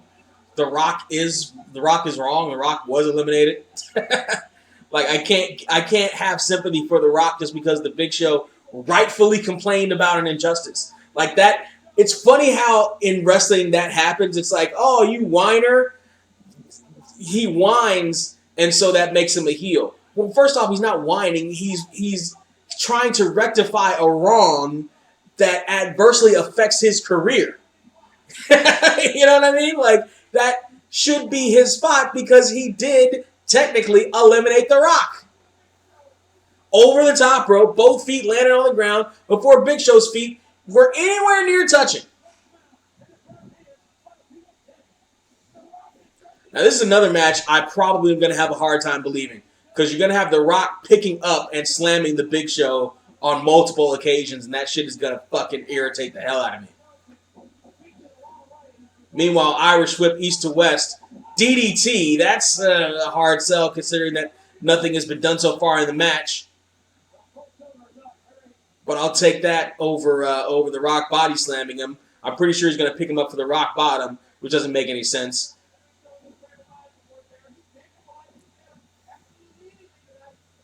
But The Rock is going to Irish Whip the Big Show, and he's going for the Rock bottom here.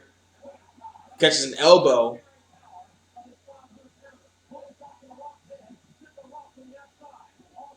Elbow clubbing right to the back of The Rock's neck.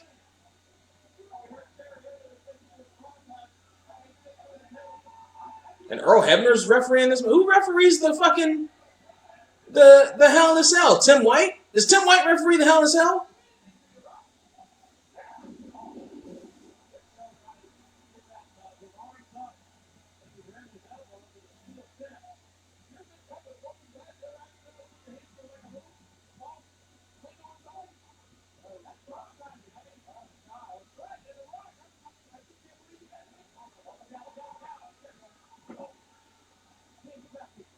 Rock grabs Big Show's face first into the timekeeper's table, which is really no more than a wooden crate. And The Rock gets tossed one-armed out into the people.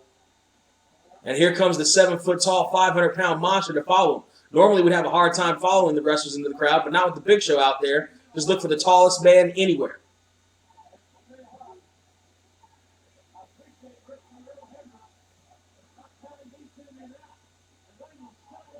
Beautiful headbutt by the Big Show. Now getting kicked into the midsection and right hands by The Rock. Irish whip over to the barricade and catches a clothesline for his trouble by the Big Show.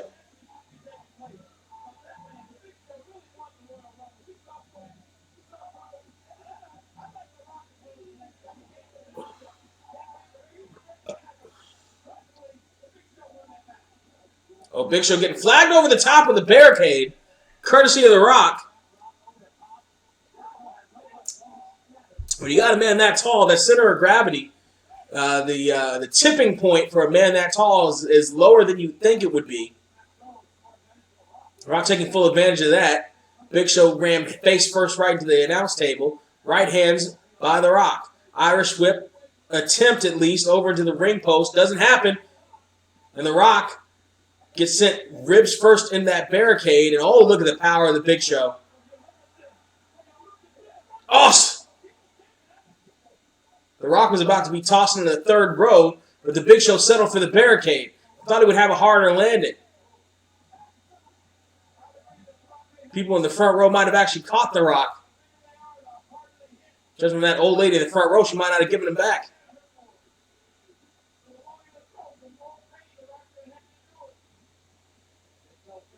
Big Show back in the ring now. He's got this match down to a pace he likes. Slow and deliberate. Big headbutt down on The Rock. Elbow down. The Rock didn't exactly inherit the Samoan head density that his cousin Rikishi has. Those headbutts really do hurt him.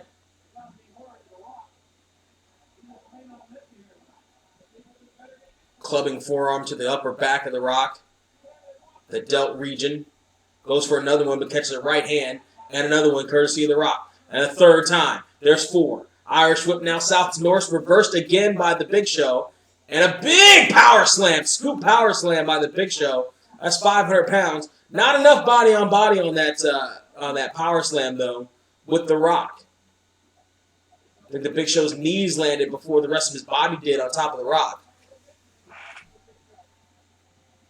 The breaking of that fall makes that move slightly less effective. But standing on top of The Rock's chest, That's very effective if you're 500 pounds.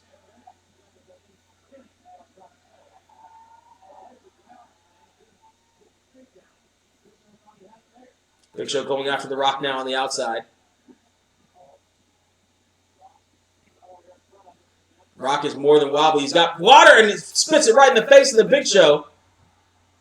Catches him off guard. Irish whip now over to the ring post. And I don't think that's necessary. We got a bodyguard in there in between. Not fucking security in there between the old lady and The Rock.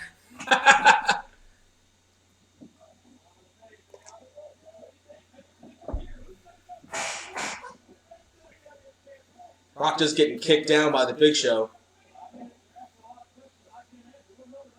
There's another kick right to the ribs, making it harder for The Rock to breathe.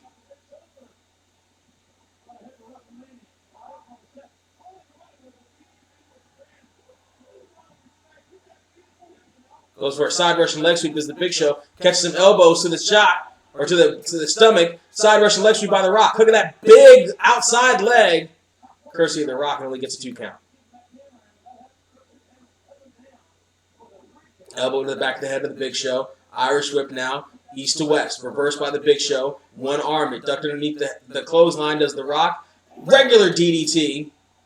Instead of the float over. That's the second one of this match. Look at the outside leg, and only gets 2.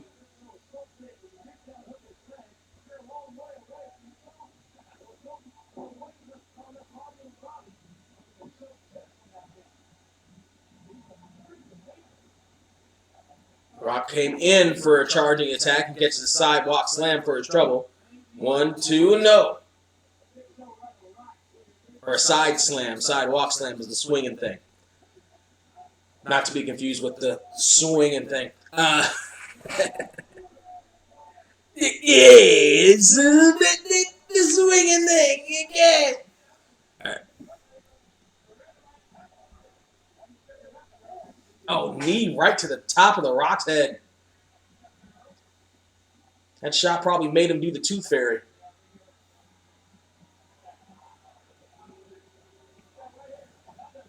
Analysis, this is not no DQ.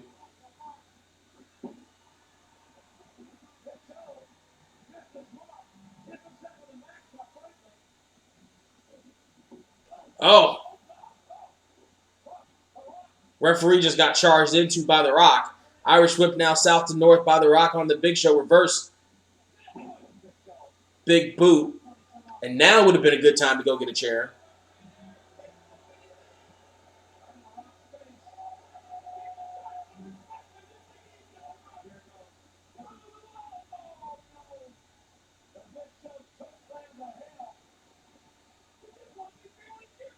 Oh! Choke slam, and The Rock almost blows out his elbow there. Not landing flat.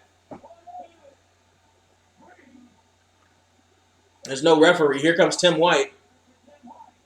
1, 2. No Hebner in there. He's having some issues with Tim White tonight, apparently. And wait, what's Shane McMahon? What's Shane McMahon doing out there?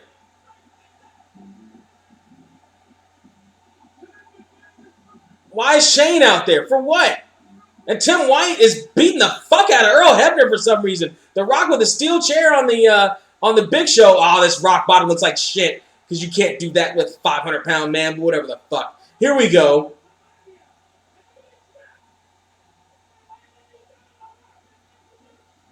Fighting for that elbow pad. The most electrifying move in SportsCenter. Oh, there's a chair shot by Shane McMahon to the head of The Rock. The flying chair shot.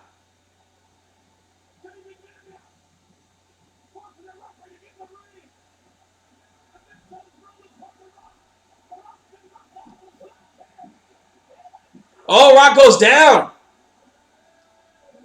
Big Show beats him.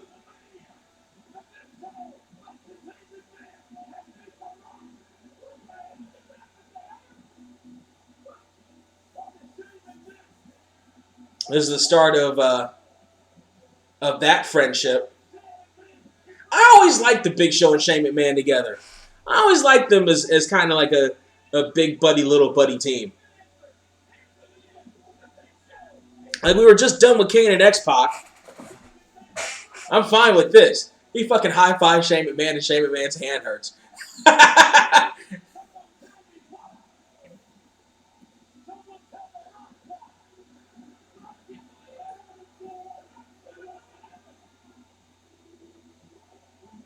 This is set up. This is what's going to help set up that WrestleMania match. But at this point, Mick Foley thinks he's actually going to retire at the end of this night. So are they itching for a triple threat match? Or are they itching for an actual one-on-one match where The Rock wins the right to go to WrestleMania again before Mania, but then they change their mind last minute to try to give the illusion that The Rock is going to get his big crowning moment at WrestleMania anyway? But then they also promised a big crowning moment at WrestleMania for Mick Foley a couple of weeks before, after he had already stopped training and started eating and was not in good shape anymore.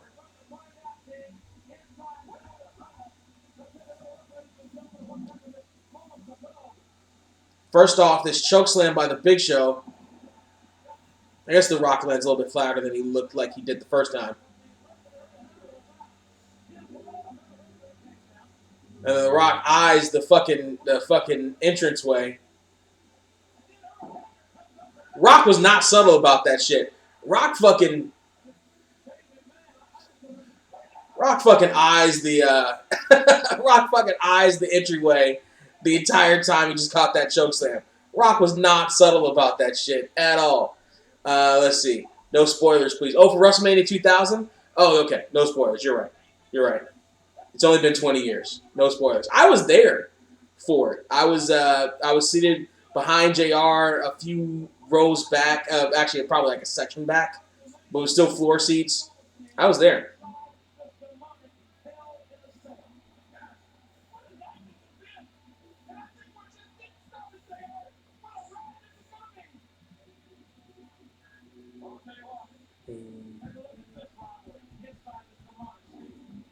I like how they did that graphic, make sure Stephanie was on the outside of the cell because she wasn't getting in the cell.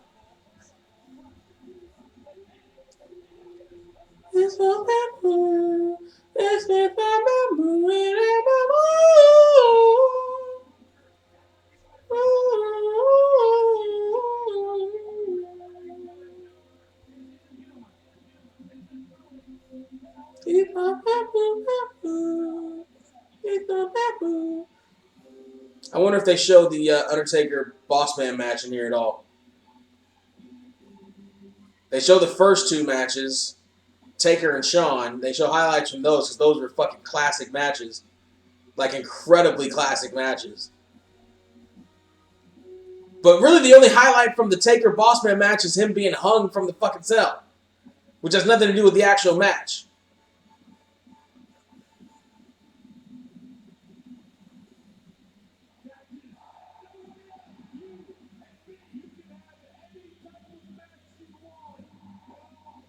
In a cell.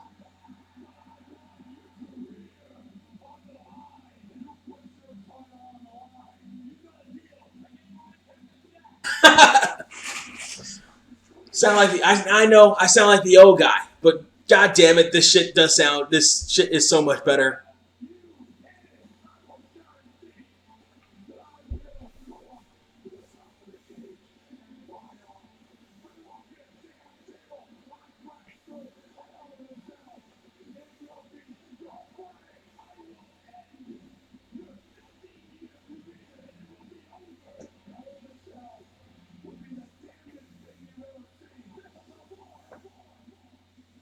Foley promised that this Hell in a Cell will be the damnedest thing you've ever seen.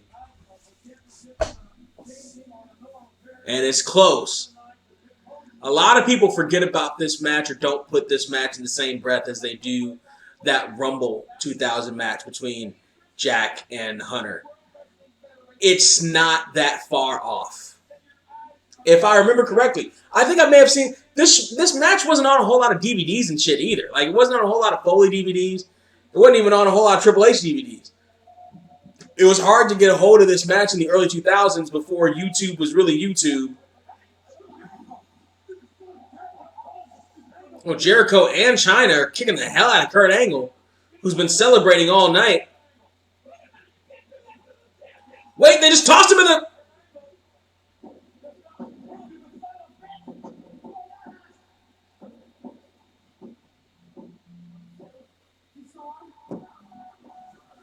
China needed a running buddy.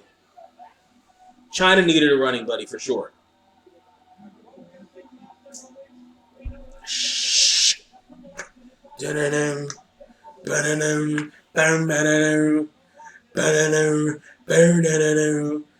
our time. Here comes trouble.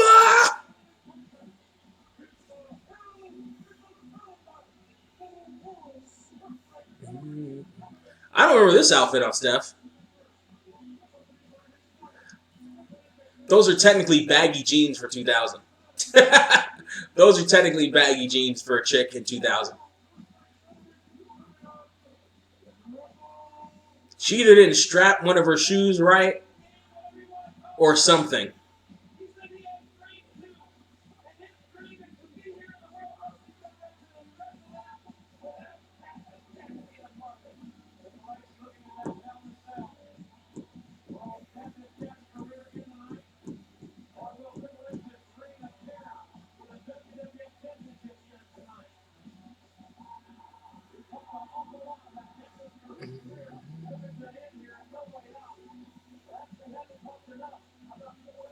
There's something about this entrance theme by Triple H that it was just fucking amazing.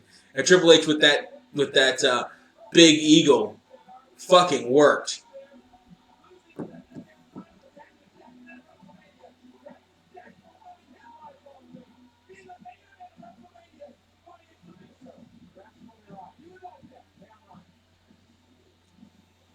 So at this point in the WWF canon, it's conceivable that Mick Foley will face Big Show in the main event at WrestleMania a year after Mick Foley and Big Show fought for the right to referee the main event at that WrestleMania.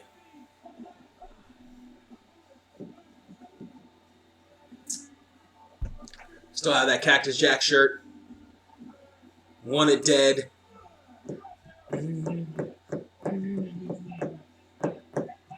Matter of fact, I should have worn it for this one because I knew we were doing No Way Out 2000. It's probably in the laundry. Oh, cute little Stephanie with the crimps in her hair because it's 2000 and that's how women wear their hair when they're hot and cute.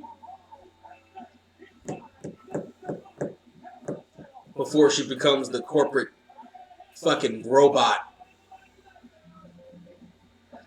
That, mind you, gets her millions of dollars. But, look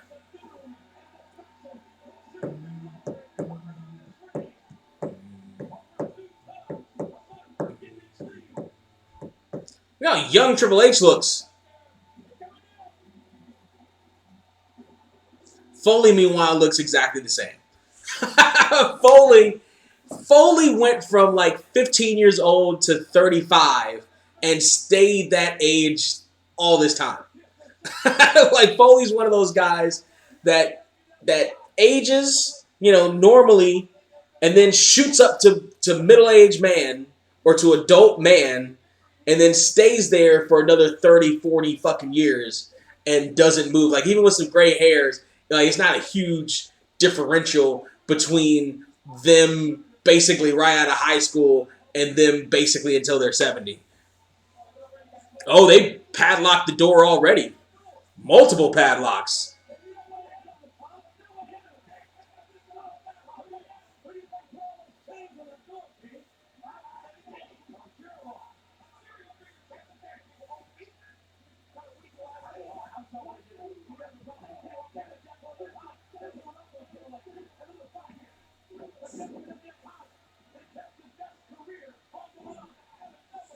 Big right hands by Cactus Jack on to Triple H. I realize I'm not necessarily talking just yet. I'm fucking enthralled in the match. And that's not good if you're hosting a watch-along. Meanwhile, headbutt by Cactus Jack on to Triple H. And he's just ramming the back of Triple H's head into that mat.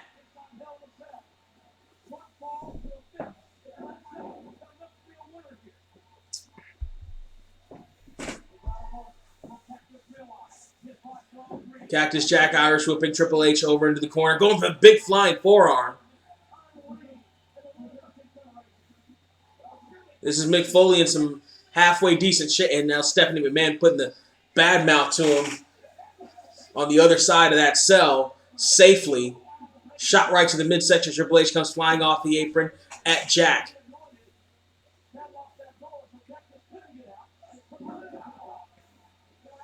Face first into the steel steps. Cactus Jack to Triple H. Realize when you sit all day for a fucking living how bad your fucking coccyx can feel sitting. No, and there's a shot, or at least an attempted shot, Triple H into the mesh steel. There's another one by Cactus on Triple H. Triple H blocks it with all his might. He does not want to meet that flesh to steel. He does not want to do that. His running buddy at the time, Shawn Michaels, did, and he saw the results of that. He wants no parts of it. This is Triple H's first cell encounter as a participant. This is Cactus Jack's third. First one was at King of the Ring 98. Second one was a couple weeks after that against Kane, or a week or two after that against Kane. And this will be his third. This time it's Cactus Jack instead of Mankind. Mankind typically takes a lot of punishment. Cactus Jack typically dishes out a lot of punishment. Kick to the midsection now by Mick Foley. Irish whip north to south to Triple H. Ducks his head too early, catches a knee for his trouble. Face breaker by the game. Triple H going for the clothesline, catches a flag over the top rope and a back body drop all the way to the outside. This has so far been pretty close to an actual standard wrestling match, just with a cage around it, and that's how Triple H would like to keep it, but doesn't like it's going to happen. The Cactus has got a chair. And anytime Cactus has steel in his hand, it's trouble for the other man. But kick right to the midsection by Triple H, and Cactus Jack ran body first into that mesh. But Cactus has the chair again. Catches a knee into the chair, into the face, and then Cactus's face flies into the Hell in a Cell. I wouldn't be surprised if Foley's already busted open 2 encounters with the steel. In short succession. Irish whip now into the steel steps. And Foley's knees can't take too many more of those. And if Triple H has his way, they won't have to.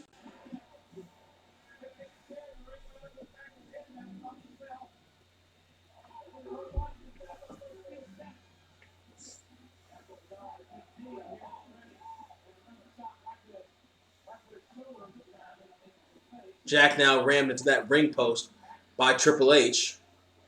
Oh, there's the steel steps now in the hands of the game, Hunter Hearst Helmsley.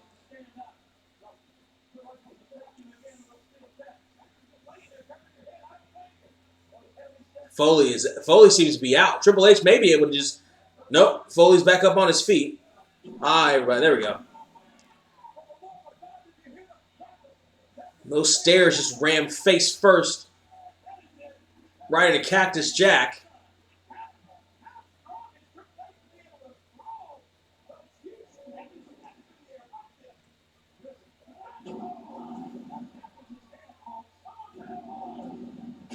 Oh! Triple H with the steel steps, whacking them with the steel chair while they're on top of Cactus Jack. And now Triple H firmly in control of this matchup.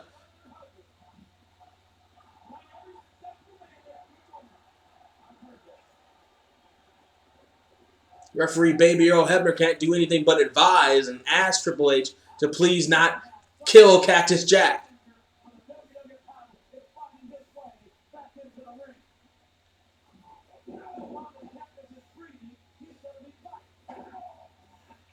Meanwhile, Hunter with that chair becoming more and more dangerous. There's another chair shot right to the head.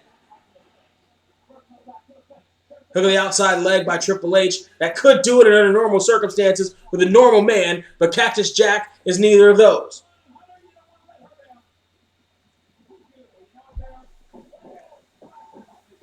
Triple H with a DDT.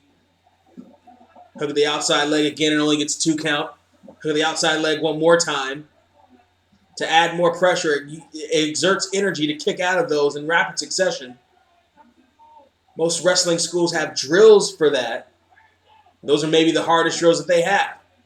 Speaking of hard drills, Triple H was coming to drill Cactus Jack with that chair, and now Cactus Jack just landed the steel right between, right in the big H. Double arm DDT. That's Cactus's finisher. If Cactus has the energy, he should roll over and cover Triple H. There it is. He doesn't have enough body on body, and Triple H is going to kick out.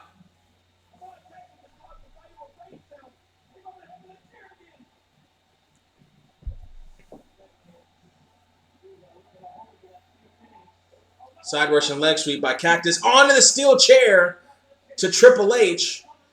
His back in the back of the head hits and only gets a 2 count. Cactus with a sort of courtesy hook of the inside leg. Cursory hook of the inside leg and only gets a 2 count out of it. Cactus now with the steel chair. Going to set it up for something nefarious against the game. Triple H trying to crawl to his feet. Kicking and punching his way back up.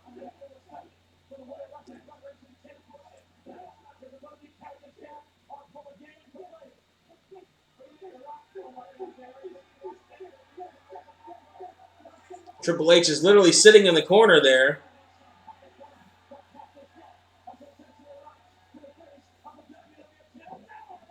Oh! Drop toe hold into that steel chair. Beautiful, beautiful reversal by Triple H. Hook of the outside leg again. Only gets a 2 count.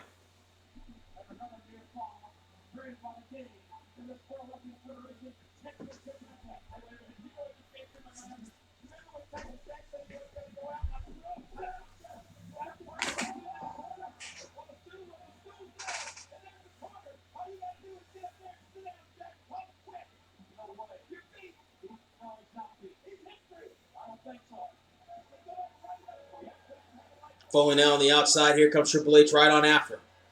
Back of Cactus's head in that steel mesh, and again, Triple H's focus on contact is going to be the head of Cactus Jack. Which honestly, after all the shots that has taken over the years, may, like an old fighter's hands, have calcified a bit over the years. Triple H now with the steel steps, some kind of setup. Over in the corner, bringing Cactus Jack over there, perhaps for the last time.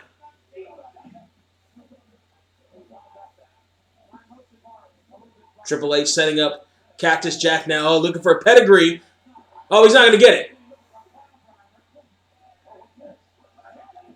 Oh, Triple H! Face first and fast into that steel mesh. And I wouldn't be surprised if Triple H is busted open right here.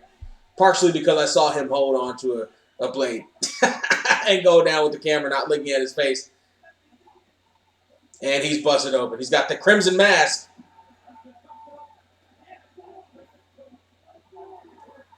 They're pretty good with that camera fix. But not entirely good because I saw it coming.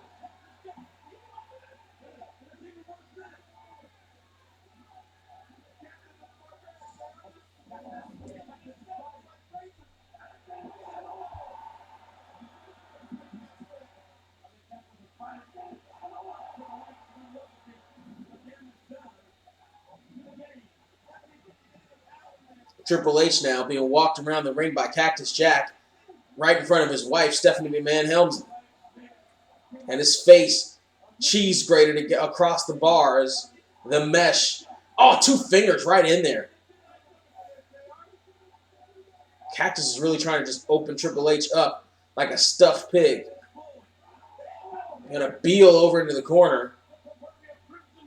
At least the corner of the cell.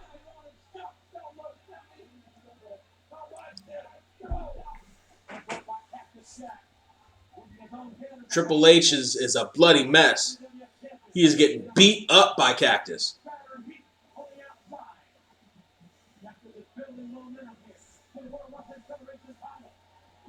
Cactus with a chair. This is a brand new one this time. Oh, it looks like he's going for the Cactus elbow.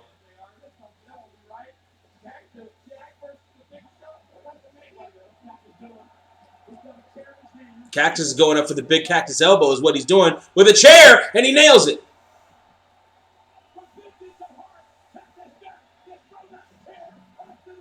I think Triple H is quivering. I think Triple H may be in shock.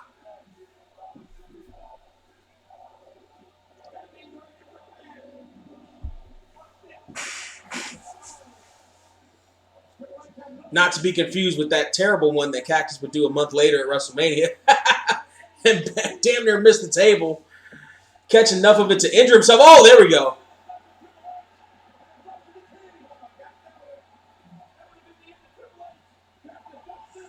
Cactus just busted open the cell.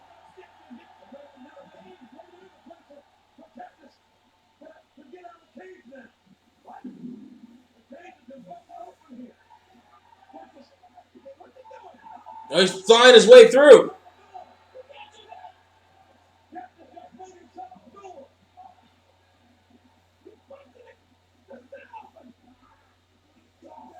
I mean, I guess it's legal. They're saying it's illegal. Triple H just flew through that, through the steel there. And now Cactus's arm is carved up, courtesy of the mesh on that fence.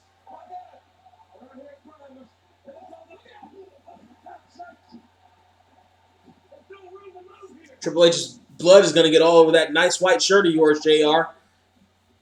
Meanwhile, it's going to be Foley and Triple H here. Remember, it was a pile driver through a table that first allowed Cactus Jack to pin Triple H in their very first encounter some 2.5 years before this.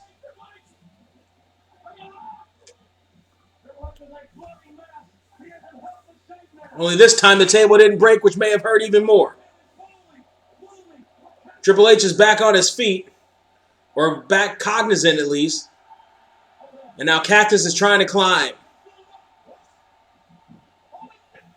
Now Stephanie holding on to Cactus Jack. They don't want... Somebody trying to make sure Cactus doesn't make that climb.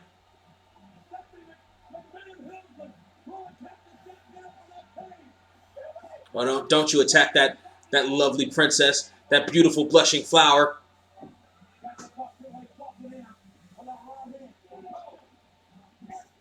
Triple H's body goes right against that steel mesh yet again. There it is. Mark Eaton, poor Mark Eaton, gets his ass beat on a regular basis. Oh no. That's a barbed wire 2x4. That's a 2x4 wrapped in barbed wire. And it just happened to be sitting under the fink this entire time. Triple H running for his life, and I don't blame him.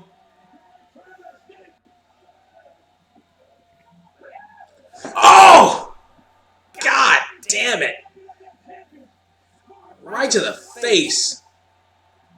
Gimmick barbed wire or not, that's a scary fucking sight coming at your head.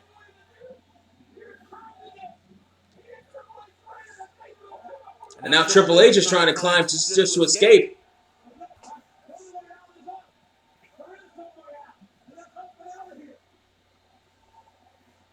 And now Foley says, you're going to climb up? Well, I'm going to climb up with you.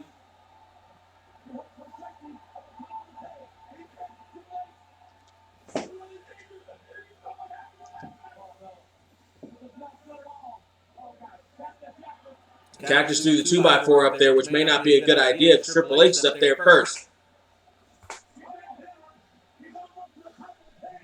Well, Foley may just go flying through a table again. Ah, the barbed wire across the face of Foley.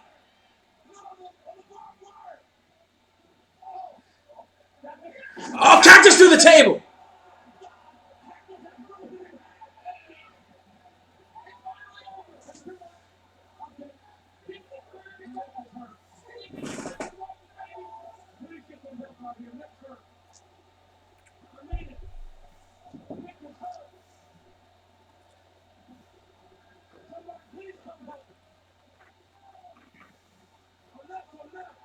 Now Triple H celebrating with that barbed wire 2x4 like he did something.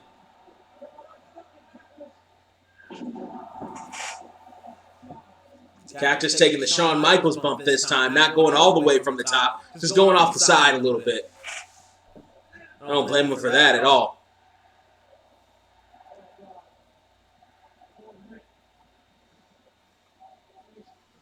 Triple H is looking on in astonishment as Triple H, as Hunter, as Cactus, all these people are back up to his feet now. Oh! But Cactus is back up, or at least back moving. He's on his knees now. He's busted as wide open as Triple H is for the second match in a row for these two men. Now Cactus has a steel chair.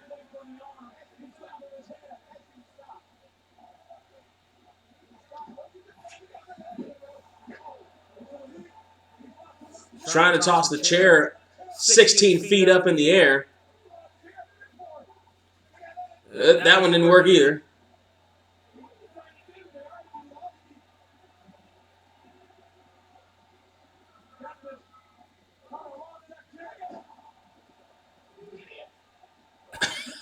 I like how they're focused on Triple H more because they know Foley's going to miss the chair shots a couple more times. They don't want to look so bad.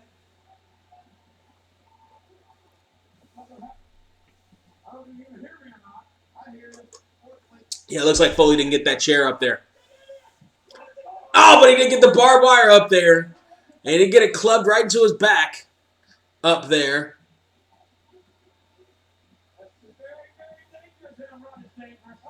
Oh! And that barbed wire is catching on Foley's clothes. Ah!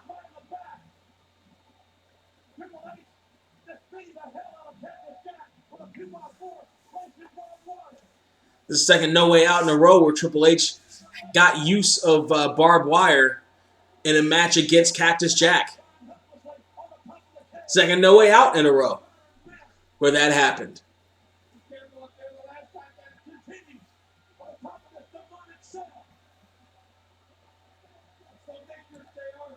Okay, we're back online. We're offline for a second. We're back online, apparently. Triple H and Foley on top of the cell. Oh, and Foley. Oh, Triple H almost falls through a hole in the corner. Triple H needs to watch himself over in that corner. Oh, snap suplex.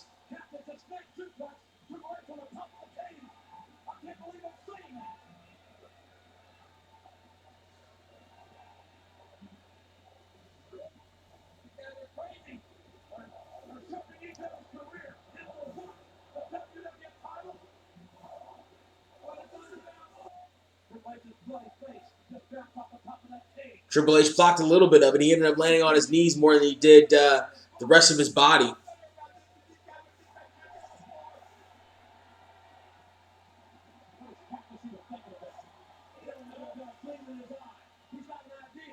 Cactus is an evil, sadistic son of a bitch.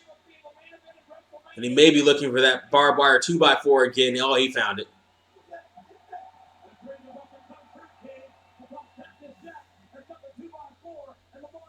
Wait, what is he? What is he doing? Oh my God! Oh my God! It's on fire! Flaming barbed wire 2x4 on top of a Hell in a Cell. Where'd he even get the matches from? Jump, fool, jump!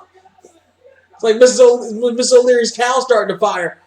Oh, right to the face! Oh, God! Oh, God! Oh, God! Oh, God! Oh, God! Oh, God! Oh, God! Oh, God! Oh, no! Oh, no! He's going to pile drive Triple H on the flaming 2x4. Wrapped in barbed wire. On the flaming barbed wire 2x4. Oh, no!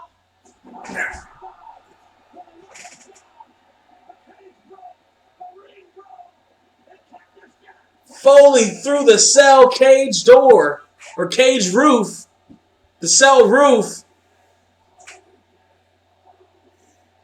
falling through the roof. Oh, Jesus, look at Stephanie's eyes. Yes, yes.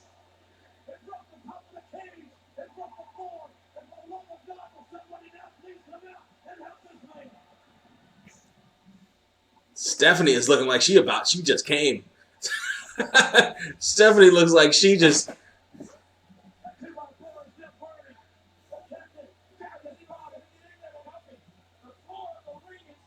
Cactus Jack, his eyes are moving, but the rest of his body isn't.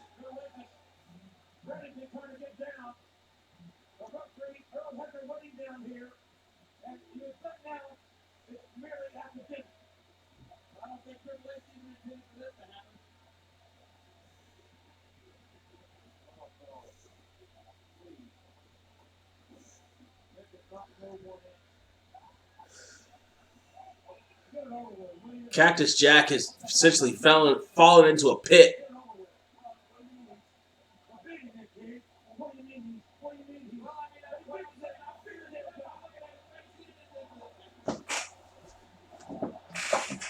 Look at Stephanie's face, though. Stephanie is all about this happening right now. Stephanie looks as excited as if she saw me walking into the bedroom.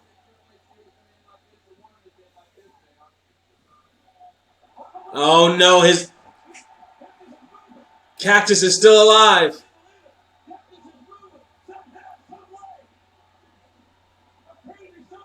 From the grave.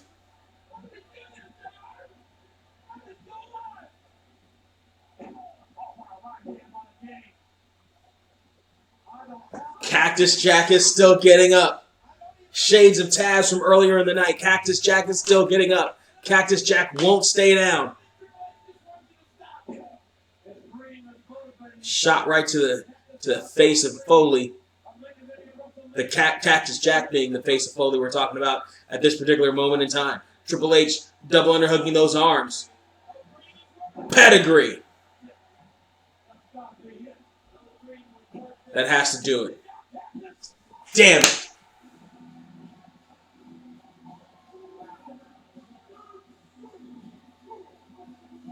Damn it. Still breaks my heart every time I watch it. Still breaks my heart every time I watch it. Still breaks my damn heart. Still breaks 15-year-old me's heart every time I watch it.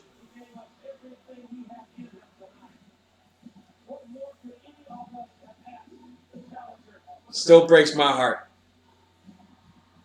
Kick out Cactus. Or Cactus kick out. Same sentiment. This still breaks my fucking heart.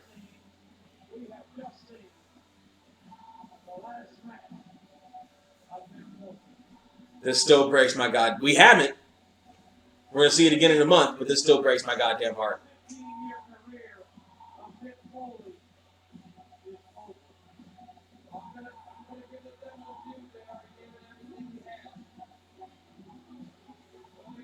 God, look at how young and innocent Stephanie looks. Well, not innocent. She looks like an evil little demon. She looks like the girl next door on all those porn after they have sex. Or after they see the dick. Like, ah! Like, yeah. Like, oh, there's a little whore that is actually starring in this movie. Which there's nothing wrong with. Or to make the word go around. I dig me some whores. I'm one myself. Card carrying member.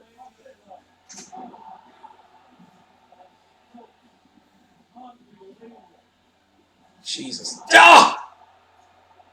He landed about as perfectly as he could. Right on his posterior. Oof! Right in the middle.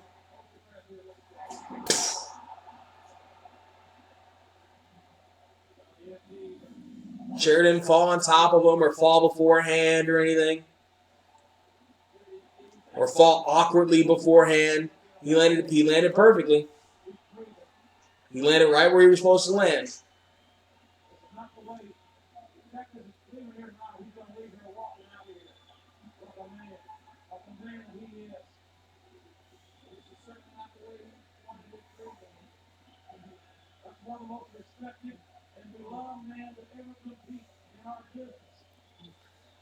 God damn, this shit breaks my heart every time.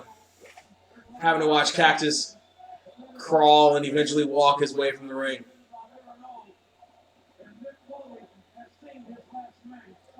God damn, this breaks my fucking heart. God damn.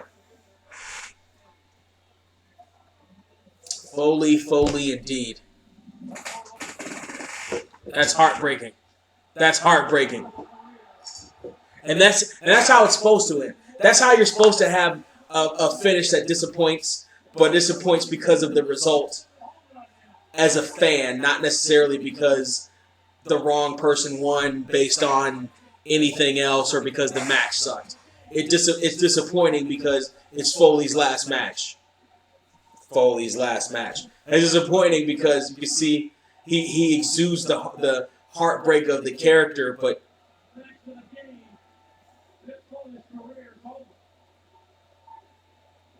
you could tell what he was trying to do to service Triple H on his way to WrestleMania. Even if it meant sacrificing his own huge WrestleMania payday. Even though he ended up not having to do that.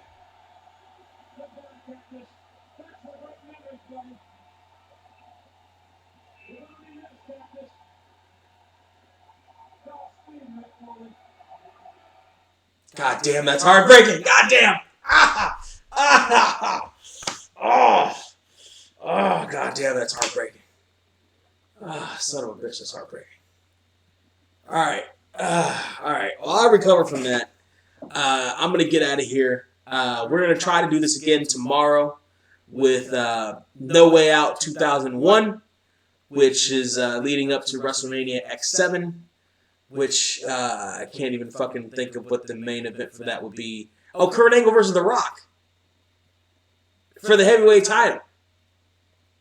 All right. All right. We'll see what happens there. Yeah, Triple H versus The Rock is that one. And is it the 3-stage? Oh, shit. It's the 3 stages of hell, too. Ooh. Ooh, that's another good one. That's another really good one.